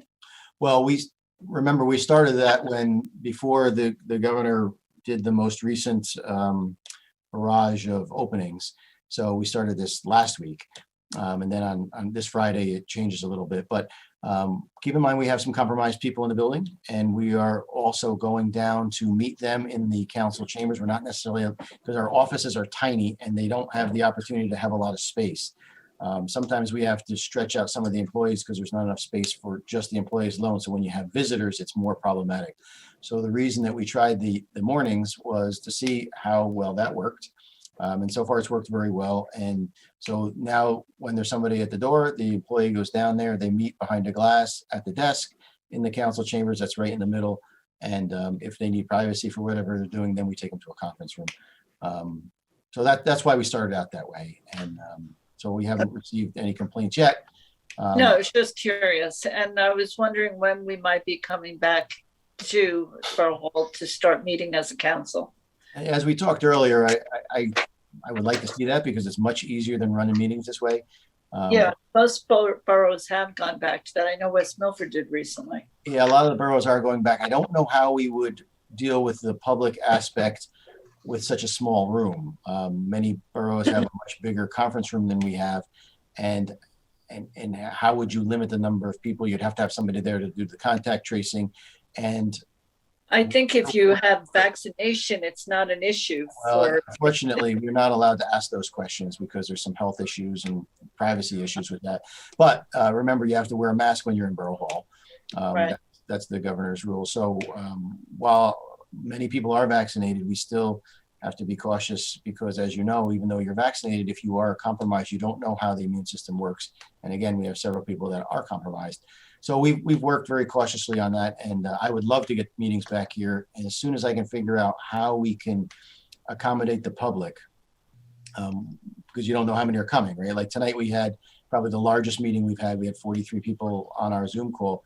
I don't think we could put 43 people in the council chambers based upon the circumstances we have right now. So we're working towards that. I just don't know that I have the total answer right now.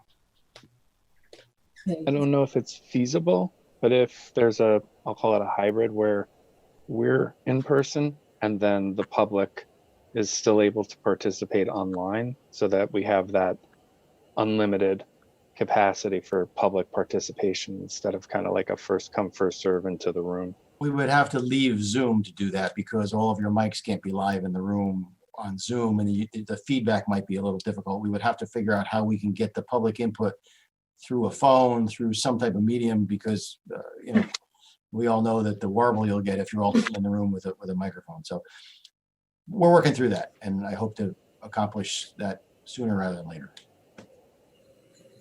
Okay, so Scott, do you want to have a motion on? I would listen, unless you guys to try opening the hours two nights a week a little later, I think it's positive. It's really totally up to you folks. If you want a motion to try that for the summer, great. If you don't, I understand that too. I just think that the residents that struggle to get here by 4:30 would give them a little bit more opportunity. So can I have a motion? I would like to make Scott, a motion. Scott, excuse me, this would be limited to those employees at Borough Hall, is that correct? This is going to be limited to those employees that we believe can operate in this capacity. DPW obviously can't. We have, and police can't. But there's certain departments that can. And so yes, this would be limited. We would have to assign the titles that can actually do this. And this would be for it's experimental just through the summer. There would be an end date, Scott? Yeah, I would say right after Labor Day, we'd end it, we'd assess it, and then determine what you want to do going forward. Or end it Labor Day, would that be a day? Yeah, what did I say, Memorial Day? I'm sorry, it's late. I heard Labor Day. That's funny, I did too. Oh, So boy. that's my proposal. If you would like to give me a motion and a second for giving me the authority to adjust hours to accommodate this request based upon the appropriateness of the individual being available at those times. Yes. Yeah, I had made him, yeah, that's fine. Second, whatever motion. Any combination. Yeah. So Landis is the second. Who is the motion? I'll move it. Right here, I mean, I'll second it then. Okay. I think it's a positive thing. Mayor Yeah, Shaver? I like it. Oh, sorry. I was just agreeing with Jamie. I like it. Would you like? All right, roll call there, Nicole. Thank you. Mayor Shaver? Yes. Deputy Mayor McCracken? yes. Council members Bolton? Yes. Peretti?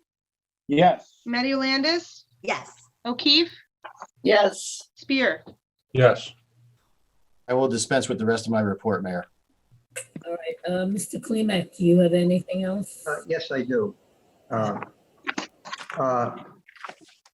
Saddle Mountain LP, the quarry, has filed a complaint against the borough in the Superior Court of New Jersey.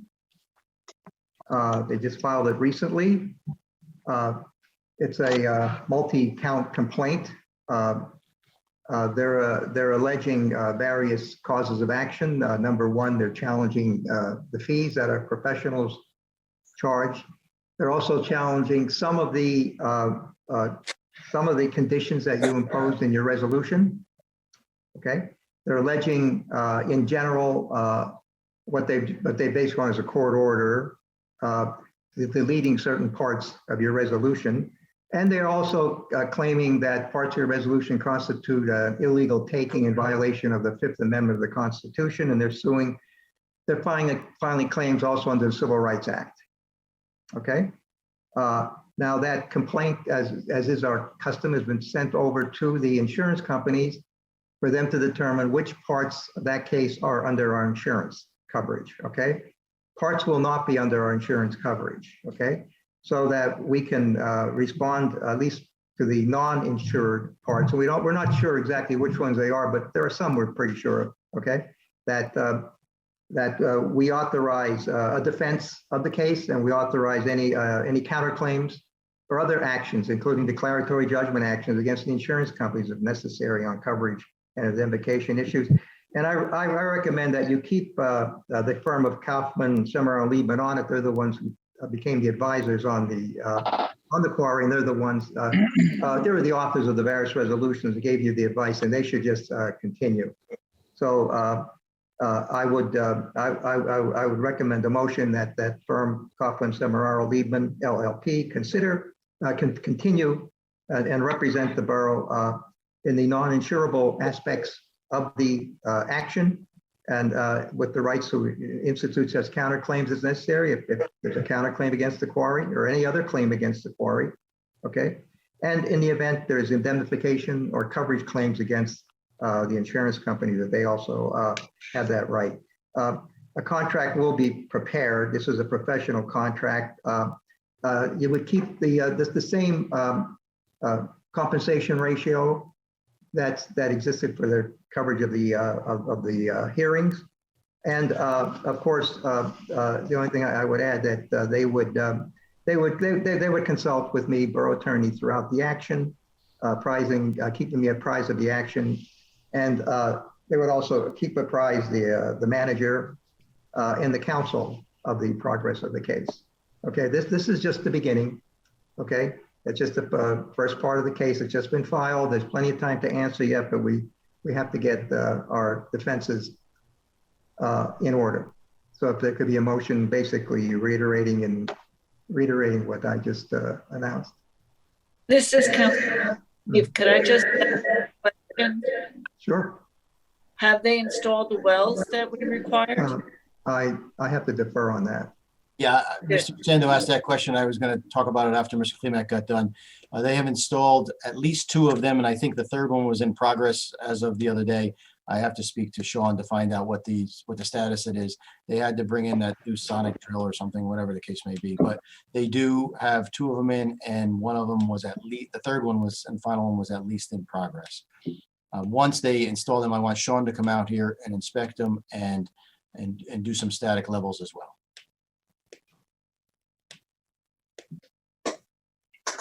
So the motion is to keep the law firm of Semerara. Is that correct? Yes. Have a motion? Correct. Move it, or I'll second it. Any discussion? Roll call. Mayor Schaefer, Yes. Deputy Mayor McCracken, Yes. Council Members Bolton, Yes. Moretti, Yes. Matteo Landis, Yes. O'Keefe, Yes. Spear. Yes.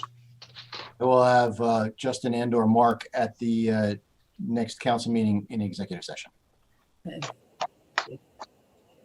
Mr. Klimek, anything else? Nothing else. Thank you. Thank you. All right, this is the second general public portion of the meeting. Again, please limit your comments to 3 minutes and try not to be repetitive. Please state your name and address for the record. Mr. Heck, is there anyone? Mr. Sando is coming in. Yeah, Peter Sando, 24 High Point Lane. Hey, Scott, I got to say, I raised my hand. I had a question for Mr. Dunn, and I think you should have been aware that, Venka and I are sharing the same computer here, so I imagine you figured that I had already spoken, but I had not already spoken. And that's the problem with these Zoom meetings. I strongly encourage you to have in-person meetings in the future. And I also protest the fact that you have this policy of taking all the questions and then talking about, answering them later on, which of course, to your benefit, negates any possibility of any follow-up questions. which I think is necessary for transparency in government, to have some kind of a discussion with our elected officials. So I would appeal to you to change that policy and be more open to discussion.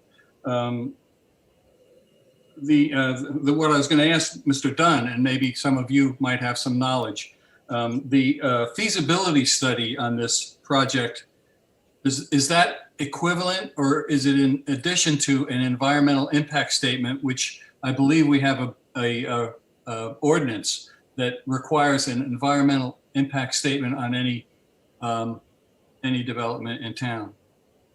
That'll all be part of the planning process, yes.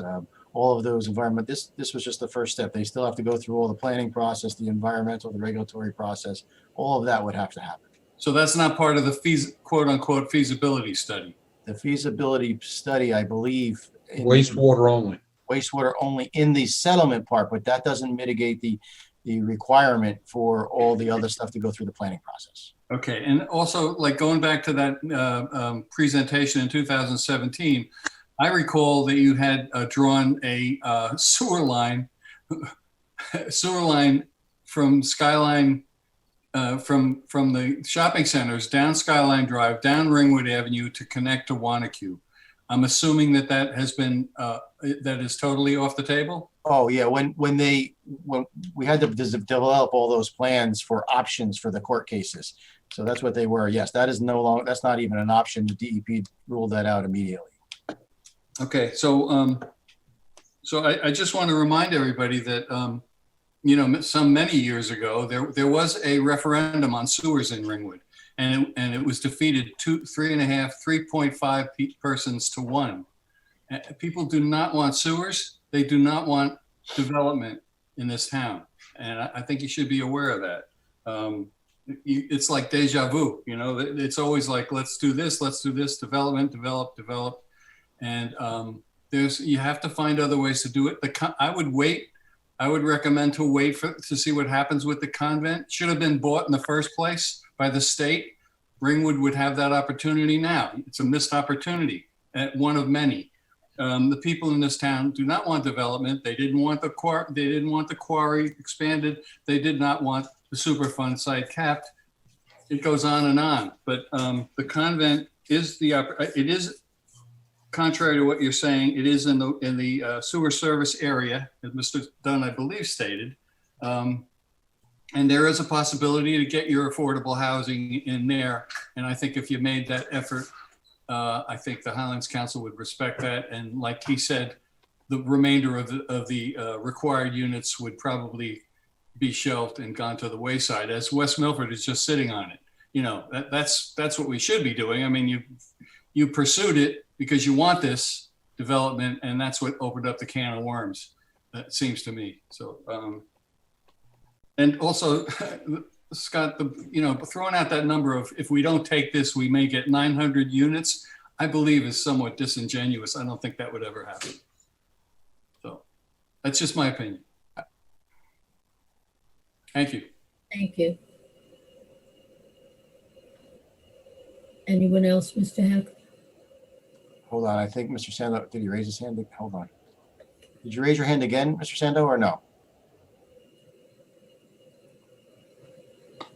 My hand is lowered on my computer. Okay, it just popped back up. Okay, so yeah, Mayor, nobody else has raised their hand. Okay, can I have a motion to close public portion? Seeing no one else, I'll make that motion. Have a second? Second. Roll call? Mayor Schaefer, Yes. Deputy Mayor McCracken, Yes. Council Members Bolton, Yes. Peretti, Yes. Matthew Landis, Yes. O'Keefe, Yes. Spear. Yes. Council, Councilman Bolton. You're up. I have a few prepared statements. I'm kidding. No, that's it for me. It's just my paper. I'm all done. I liked your humor, though. Councilman Ferretti. Scared you. No, I don't have anything for tonight. Stay safe out there. Thank you. Councilwoman Landis. I don't have anything for tonight, except, Scott, really quickly, would you be able to just let the community know about the link that's on the borough website if they're having issues with Altice? I think that's really important. And what even prompted me to remember that is because I've dropped off a couple times tonight with some issues up here in Stone Town. So if you could just let people know what that is. Yeah, I've mentioned it quite a few times, and we, based upon the number of people that are sending in complaints, I think sometime in January, maybe in the fall, I don't remember what time, I put up a link for anybody who's having concerns and trouble with Optimum for two reasons. One, the relicensing is coming up in a year or so, and I'd like to have a record of it. And two, if we were finding that there were issues that were isolated to certain areas, that maybe we can go to them and say, okay, this hub of your system is having these kind of problems. And I felt it was important because, listen, people are at home working, children are doing remote learning, and internet service is so vital to both of those things. And so it has yielded with me getting a direct person in Altice. If we really have a significant problem, then I can get it resolved, which many of the residents have taken advantage of. So yes, there is a link there, and it goes to a kind of like a reporter problem, and we chart those issues. Excellent. Thank you. I appreciate it. Councilwoman O'Keefe. Yeah, I just want to congratulate and thank the residents of Ringwood for being so diligent in getting vaccinated, especially our seniors, and to thank Nurse Davidson and our amazing volunteers that helped them on that journey to reaching 95% of our seniors vaccinated. I think it's amazing. And I hope our younger people can follow suit and that we all can get back to normal soon. And have a good Memorial Day weekend. Thank you. Councilman Spear. No report, Mayor. Thank you. Deputy Mayor McCracken.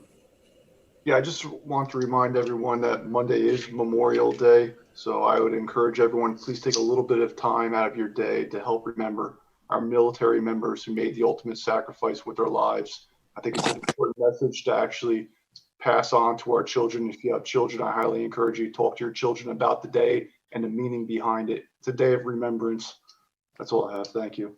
Thank you. I just have a few things. June 3rd, the ambulance auxiliary is having a fish and chips, takeout only. Tickets are $15. Anyone interested can call 973-962-9744 or 962-7978.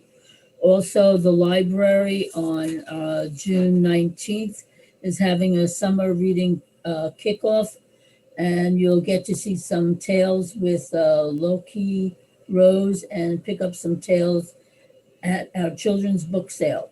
There will also be hot dogs and snow cones for sale. Come and party with them. June 19th, 11 to 2 p.m. Also, Tuesday was a memorial ceremony outside of Borough Hall that was well attended. Thank you all for coming. And thank you to the troop, I think it was 76. Nicole was a troop 76. Either 76 or 79. I don't have it in front of me. I apologize, that was one of them. And it was a very nice ceremony.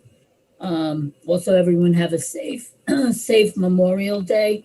And also talking about people that making calls for vaccines. We have to thank the nurse at Borough Hall that went to seniors' homes to give seniors their shots at their homes. And also the borough did a fantastic job of getting people shots.